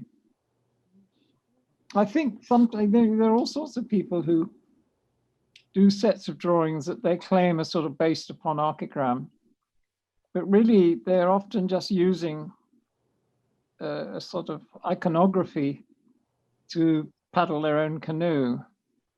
You know, I think it's always a problem between the drawing and actually the strategic intention of the drawing. And even, I mean, I just give an example right now. Yell and I are rehanging quite a lot of drawings that have come back from the office to here. And we have arguments because she says, oh, I don't like that drawing. But I say, to me, it's a very important drawing. It wasn't very successful. You know, drawing X isn't as pretty as drawing Y. But it's, for me, it was working out more ideas, whereas drawing Y was easy to do and it looks nice and there it is on the wall. And I noticed that with this business of either original drawing or imitative drawing. You know, that's very interesting that somebody, God, which guy is it? It's the Greek guy on the next day, Kotsuris, who digs up some couple of Russian groups who did stuff inspired by Archigram. And I don't think they're very pretty, but I can see that they were, you know, making the same points. The fact that their graphics are totally different. And for me, not particularly attractive, it doesn't matter. You know, I think they were on the right side of the firing line. So it's always this business of how pictorial something is as opposed to what message it's trying to give. If he starts off with the basic idea that he's going to take an Archigram icon, a picture of Archigram, a drawing of Archigram, and then replicate it, expand it, multiply it by itself, and so on, that's fine and absolutely gorgeous to look at, I thought. But I don't know the content, when you think about how it's changing your view of the original, of the Archigram image, or the idea, it's not doing much, I'd say. It's gorgeous to look at. And is that praise enough? Is that enough to make it something worthwhile? I don't know. There not to be something more in it than just that. I was saying before Peter arrived that this guy, Lee Han, took the Marshall McLuhan phrase that the medium is a message and thought that Archigram's use of the medium was the message, whereas we use the medium to convey a message which was not to do with the way it was expressed through the drawings. And I think that's very fundamental. Yes. You know, there are lots, I think, you know, okay, the guy is talented, etc., but it's pictorial talent. It's not necessarily a sort of analytical talent or a discursive talent. Mm. Well, and I think there's some people, you know, one can take a devil's advocate and say there are some people around who, and I mean, probably the most extreme case, and it's really key case, is Cedric Price, who sometimes could convey a very, very, very important series of statements in an absolutely sort of almost uninteresting drawing, but because the statements were provocative and very wise, the drawing somehow still captures your imagination because of the strength of the analysis, let's say. Now, I don't normally support that because I like nice looking stuff, and it's not necessarily so that somebody who has great pictorial talent is a dumbhead. I mean, otherwise, you know, that Mike, for example, I'm looking at now, has immense pictorial talent and an absolutely stunningly interesting mind. Most people are either one thing or, you know, most of them are way away from that. They have medium interesting minds and medium interesting pictorial talent. And Lan He is falling into the first category or second. He's falling, I think he has pictorial talent. Yeah. But Great. I don't know what he contributes to the ideas. Yeah. You could say somebody documents. I mean, I suppose you could say that church religious art is involved in that, where the doctrine or the beliefs are established pretty much. And then a whole, you know, thousands, hundreds of thousands of people make their pictorial comment on it. But they're rather being like photographers to me. They're sort of going over the same ground and saying, yes, I think, you know, St. John looked like this. And somebody else says, no, St. John didn't look like that. He was wearing different clothes and he has a halo or something. And then somebody else says, no, he was creeping out of a rock or sailing a boat, or, you know, I don't think he should look as green as that. Yeah. But the statements are already fairly established. Yeah. But I think if he was to look into the example he himself has quoted and shown little thumbnails of, and think about them, that would, if this were a crit, that's what, a crit usually ends up with advice given to the student. That's what the advice I would give him, to really think about the examples he's put before us before he goes back to producing more pictorial masterpieces, I would say. So we'll be quite quick in a way framing what we've just heard, both the responses from the Archigram group, some of whom we're very, very honored to have with us because of the time zone opportunity that Zoom has offered us. So one good thing about being little black boxes, but also summarize very quickly the three presentations. Li Han, it was wonderful for you to share that kind of the experience and the kind of background for your contribution to the M+ drawing. Of course, coming out of a little bit of Beijing that you also showed us in the beginning. We can, talking now more historically from an account of a presentation of Malaysia in the Commonwealth Institute. And finally, Tsukamoto-san, going from core metabolism to void metabolism of talking about the city without form, and of course your own practices, ending on the note of the public drawing. I think one thing that, as we were discussing this panel in the past few days, of course, about figurations, is that we wanted to focus the talk a little more on the relationship of form and content. And that, of course, reverberates very much with what we heard from the recorded video from the Archigram group as well. I want to frame the question a bit, but in the last moment, and also because maybe quite late here at night, it's getting it's already very dark here. Very last minute, I told Roberto that I also shifted the question a bit in response to also what Peter just said in the video. But at first, I'll frame the form and content also for our audience a little bit. Of course, the panel is called Figurations. So this idea of a form for architects in this particular panel is, of course, about the mode of drawing, the mode of representation. As mode of inquiry, as analysis, as discourse. This form is, of course, very deliberately chosen in media, in scale, in technique, in craft, in tools. We talked about the hand, the tool, the instruments of the ruler, of course, the computer, that which is inevitable, and in the future, probably we blink our eye and there will be a drawing. Of course, referring more to the video from Archigram itself, this relationship of the drawing to what they call the message, the skills of the drawing to the content, the pictorial to the strategic intention, so on and so forth. There was also a canoe in there somewhere, which was mentioned. So of course, I think all of us are very concerned with this relationship, right? And that's a very serious topic. I want to remind everyone, also as part of the discussion, and Roberto already mentioned this also, the forms that we're talking about from Archigram are very much situated in that moment, both in time and place.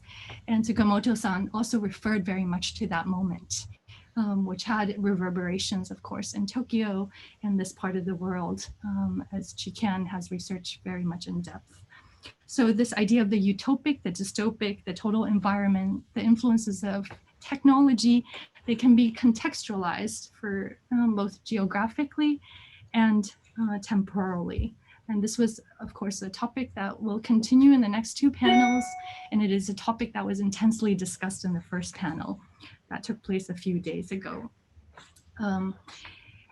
This emphasized, of course, on form of the drawings that we see from Archigram in the collection that will be at M+, the collages, the exhibitions, the archival materials, very much express and manifest this kind of zeitgeist of that time. But in our panel today, as Roberto also pointed out today, we're referring to content that come from this part of the world, where it's dark, where it's late at night already.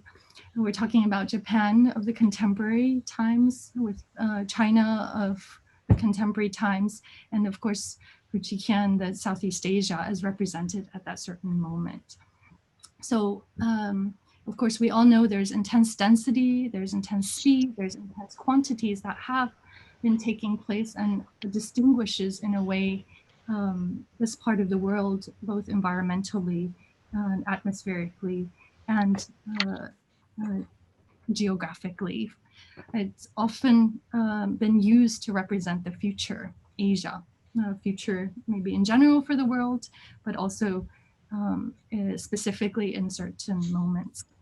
So of course, I wanted to go back to this kind of form and content in relation, of course, specificities that each of you have presented in your paper, in your presentations, namely that of how that kind of form has shifted because of the content, the strategic intent that have taken place in each of your works, particularly for Li Han and also for Tsukamoto-san, and of course for Kien in this moment of expressing Malaysia's kind of international kind of outlook in the Commonwealth.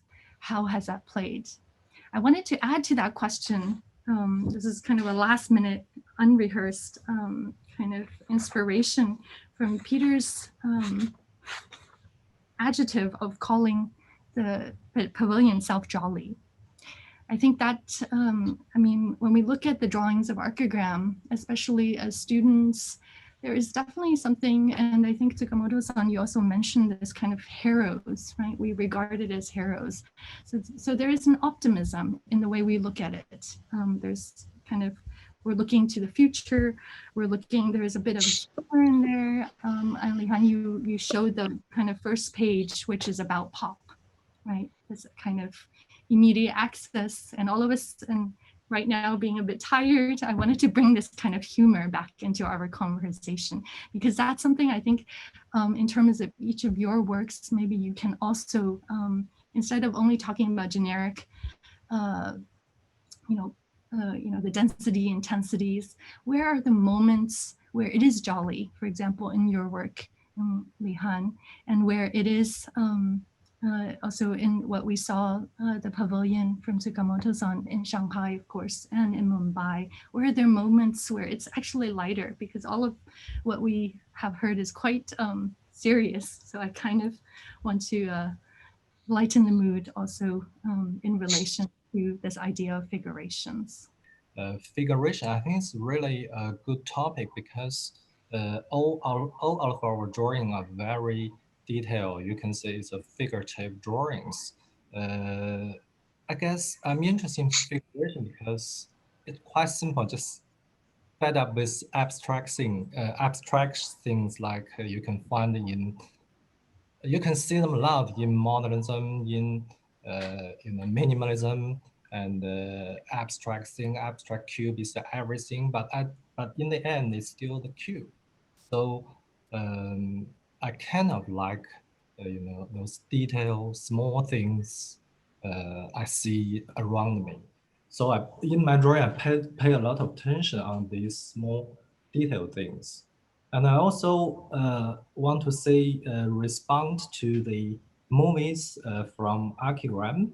I'm actually really honored to be critiqued.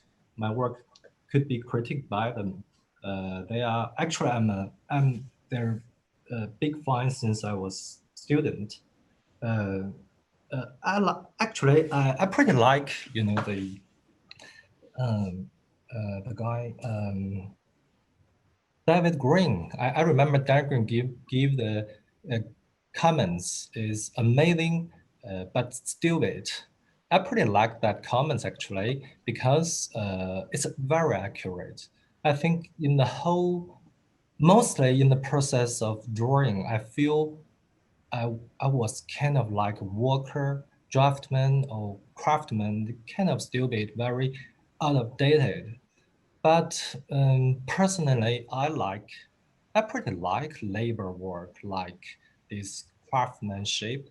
And I believe only through this accumulation of hard work, you can get the final amazingness of the drawing. So that's what I believe. So I think his command is really accurate.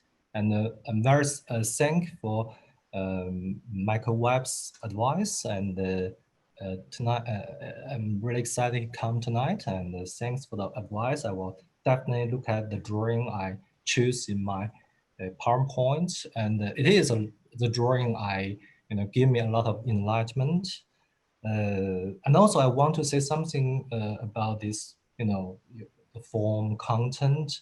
I will agree with Peter Cook's about the pictorial issue. The drawing doesn't say something about the idea, doesn't mention the concept, inquire something. I think we have some ideas or concept, but it's true that in this drawing it's secondary issue because when M+ Museum give us this job, and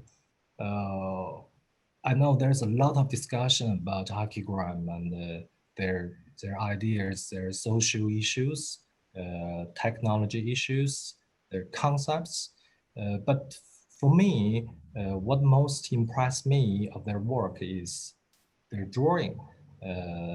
I have a folder in my computer, save a lot of drawings from Archigram, and some drawings I didn't even know the background information, but I just like to see them again and again, only because the drawing itself, the sheer beauty of the drawing. So I would say it's kind of stupid to discuss beauty today through text, through language. But actually you can, show the beauty through a drawing, through an object. And our job is to make a drawing. So, and also we are kind of more sensitive to the visual aspect of Archigram drawings. And I think few people discuss this aspect.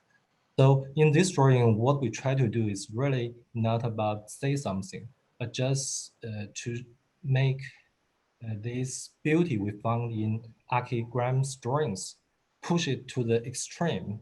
maybe a little bit more, too much, but that's what we want to achieve in this drawing actually. So I think their comments is really correct.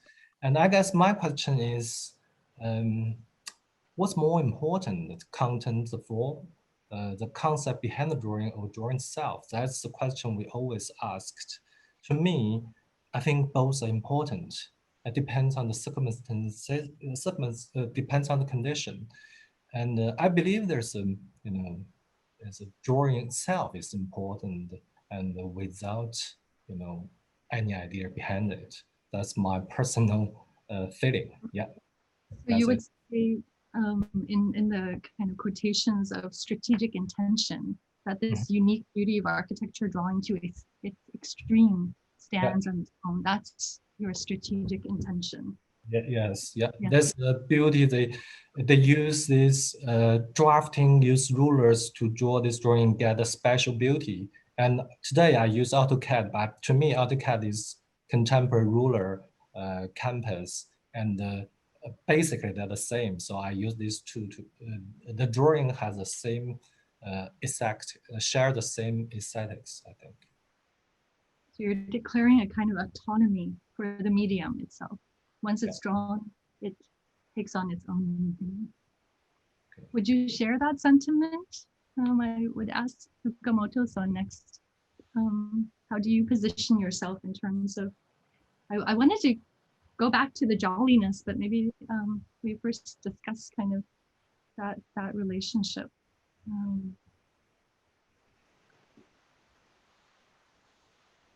So in terms of, because you gave us a quite huge background in a way into how your practice works. So the tricycle, the everyday, these moments, they're extremely interesting. Would you say in terms of the final image is also of the public drawing, right? I'm a bit lost. So what is okay, we are talking about the figuration. Yes, and the question is strategic intention and the form it takes as architects in terms of the drawings and in terms of the built, which you've shared with us. But I wanted to also pull out this kind of atmosphere of optimism, which is also embedded, I think, in your projects as well, which could be called jolliness, but I think jolliness is for the maybe Malaysian pavilion only. It's more than jolliness. I think the drawing is not only, we started to draw for archiving our observation of the city of Tokyo from Made in Tokyo and Pet Architecture Guidebook. So they are not the drawings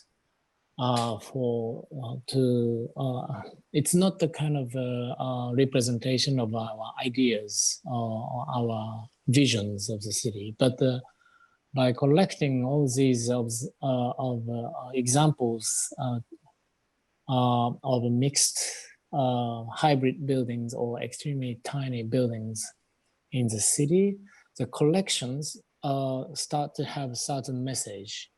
And then this is a kind of the methodology of ethnography, so through this, it wasn't strategic at the beginning. It was just for fun for us, and it was just interest, pure interest on these forgotten structure or forgotten buildings in the argument of contemporary architecture at that moment in 1990s. And then, but then this collection of drawings and collection of examples and drawing them and then try to withdraw certain concept or certain the different perspective from these examples. It was a kind of beginning of our practice, and so and then we change. We also start use so this certain graphic representation to show our actual design practice by section perspective, and then also the isometric drawings with behavior of the people occupying the public spaces, and then it became bigger and bigger, and then ended up to the public drawings.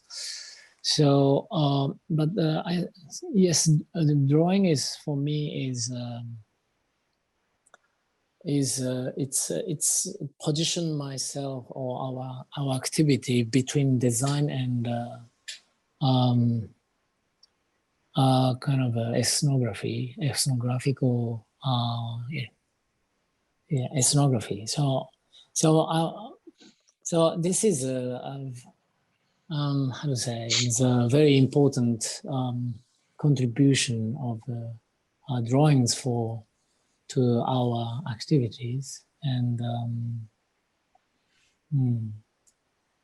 also it's the drawing is it's a kind of a fast materialization of your architectural thought.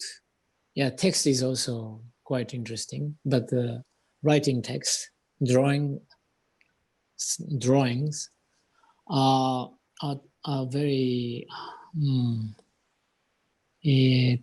important for us, because it's a kind of we can expect, it's a kind of seed of our architectural thoughts and endeavors. I'm sorry, it's maybe it's not so accurate answers to your questions, but yeah. So, but I think for you, the strategic intention of the drawing in a way is quite analytical, right? As I'm putting it in the words of the Archigram video. So you're using it as a way of thinking, of kind of also testing for your idea. Yeah. And sharing with others. Yeah. Communicating. Yeah, because I think in this manner, our drawing is not something how to say, achieved by a kind of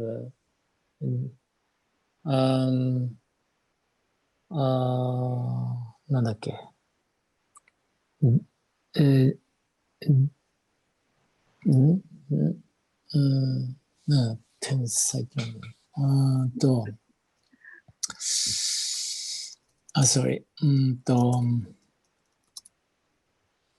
a genius. It's not something done by genius. It's not like that. It's you can do it through the process of making drawings. So it's like a construction. So since why I make a kind of a format, or kind of the drawing code, but I don't really draw by myself. So I ask my student to draw and my staff to draw, but I always how to say, give directions, and I also give code. I do coaching, and so in that sense, the drawing is not just a representation. It's not something from a single person's how to say, ability. It's a more collectively constructed object, actually. And I think this process also share the aspect of architecture, which is a very important resource for commons. So, and I'm trying to see drawings and architecture both as a resource to construct commons in today's society. For both of you, in a way, I mean, I'm reading this process, both of drawing and constructing. It has clearly a painstaking part, right? It's a shared, accompanying process, but it has this aspect that you just mentioned of fun. So with that, I will move to Chee and ask, now we're looking back in history at a piece of work that has been called Jolly in the previous video. Maybe you can talk a little bit about how, for example, the forms that were chosen. I remember the papaya with the people, how these particular ways of representation speak to the democracy or to the ethnicity, the multi-ethnic nation that is to be represented, of course, in a totally different place. I'm not sure if they wanted to showcase this papaya, but that's what I saw. Right? And if you look at that, right, you can see a green fringe and kind of orange interior, and then you have black areas in the center. So maybe I've been eating too many papayas in Taiwan, but that sort of image came across. But I also want to answer your question. I'll come to Jolly, but Kelvin Chua, who has also been researching on the Malaya Pavilion, has also asked 3 questions. About the first one about how do we rate the success of the pavilion. The second one was about the earlier design that was rejected by the Malaysian government, and the third one was about the images on the video display. So I'll interweave it into this whole answer. The second one I can answer very quickly. I don't have access to Gardner's original design, but I suspect that it would be similar to the other pavilions at the Commonwealth Institute. And there had been an occasion where a country had rejected Gardner's design. He was the in-house designer, and that was the Canadian pavilion. So the Malaysians were, the Malaysian government were the second government that was that followed on a path that did not rely on Gardner. So perhaps if we maybe Kelvin and we can work and search the original design so that we can also contrast. But I suspect it would be very close to those other pavilions, right? In Africa and elsewhere. For the third part, this was research conducted in 2001, and it could only rely on images that were provided by Mr. Dennis Crompton. I wanted to contact Ron as well, but of course he had passed on at that time. So and at that time, of course, I was told that there's copyright on those images. So those are the only images that I have at the moment. So once again, I think we can look for those other images, but you can see that they have used the Malaysian flags. You have a lot of the images that Dennis Crompton would have taken on his 1972 May trip to Malaysia, which also then became the super graphics, the black and white super graphics that were collaged onto, wrapped around the whole pavilion, as well as these sort of panels, right, that you see once you enter. I think what I've done today really is to put a lot of things in perspective, and I suppose the burden on the historian is also to draw out what the Commonwealth means and what the Commonwealth Institute means. Because if you don't go back to the history of the predecessor, which was the Imperial Institute, then I think I think we would have missed something if we only sort of evaluate the Commonwealth Institute on its own, and what you know, who that bigger client is, and then also the other trajectory of sort of exhibitions, the colonial exhibitions, all going all the way back to the Great Exhibition of 1851, which was sort of the great grand person for World Expos, right? So that was, and already in the 1851, right, aspects of parts of Malaya, Singapore, they've already been exhibited. So my task was really to sort of draw this whole kind of genealogy of exhibitions. Some of them, of course, were in metropolitan London, Wembley, Kensington Park, and then of course some of them were curated by the some of the Malaysians themselves, right, the Johor Pavilion and so on and so forth. So there's that trajectory. It's a long way of answering your question about Jolly, because if we think about this genealogy leading back to colonial, right, and that moment when they're transiting into the post-colonial moment, and there's some kind of connection back to what what the British Empire was, and of course, then the aspirations are pretty much put on display. And this very particular moment in time, right, in 1972, 2.5 years after a really tragic event because of race riots, was a very, they've just had the anniversary, the major anniversary last year, because it ends in 50 years, I think. But right up to now, the race question has not been resolved. You can see, bringing back to contemporary times, you can see that race is still a very much aspect about what people talk about in Malaysia, right? And you can see the governments being formed, right? Whether you have a representative Malay government or a kind of more multi-ethnic government that is purportedly, presented by some of the politicians.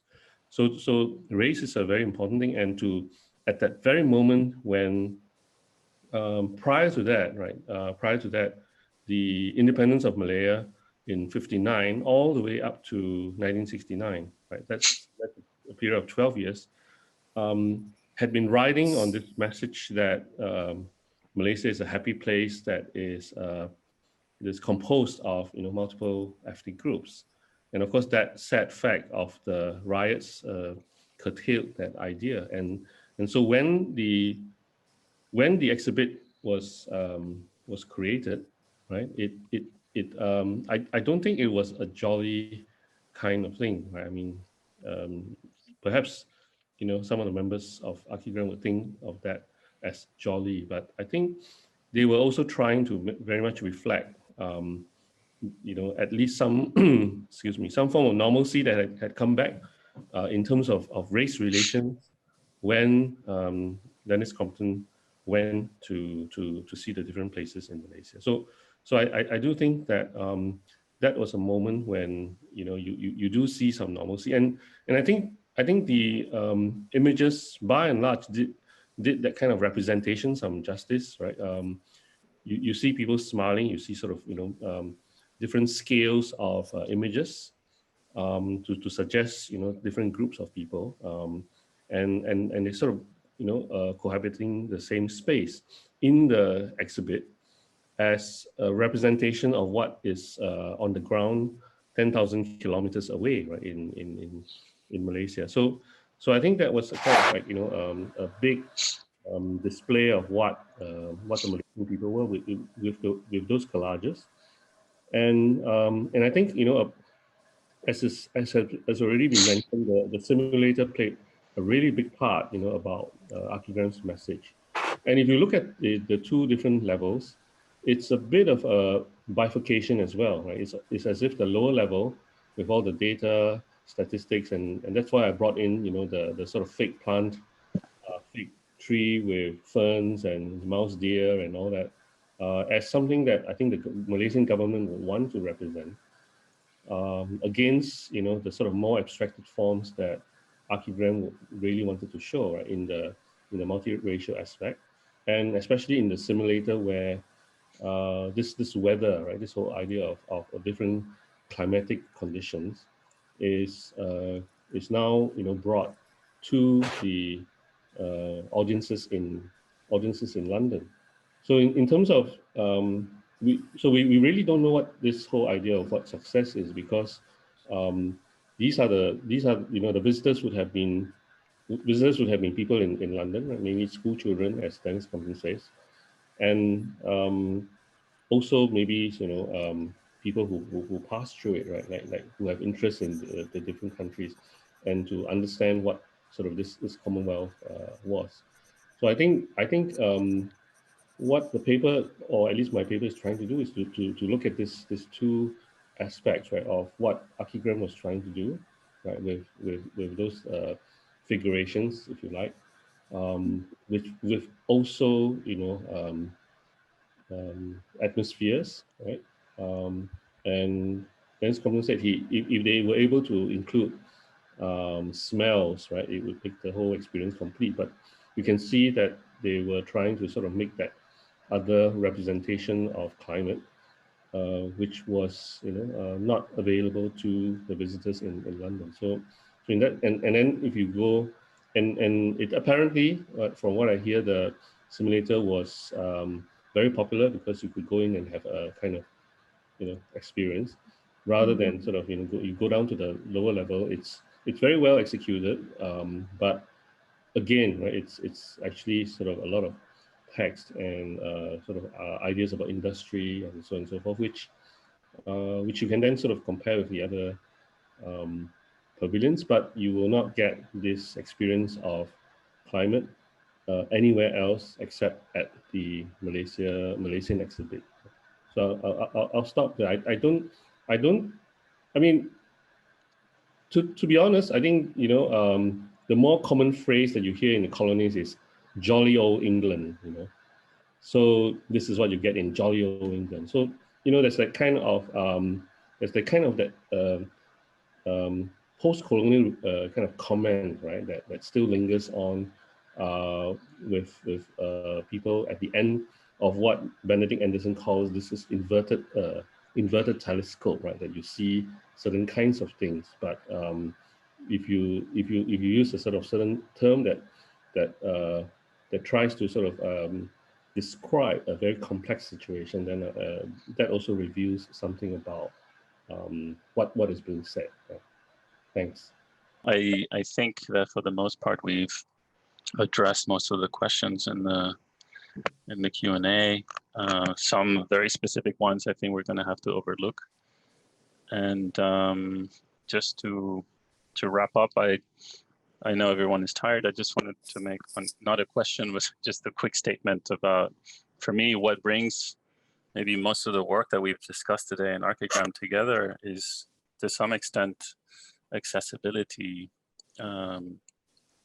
I think Li Han's drawings here, we're talking about how you work meticulously in depicting these everyday scenes. And I think in a way, the furnicicle that Yoshi showed us also is unquestionably a sort of human scale, accessible ritual, if you will. And in the case of the Instant Malaysia exhibit, the fact that the weather simulator didn't require any rhetoric to be understood, that you could just walk into it and feel it.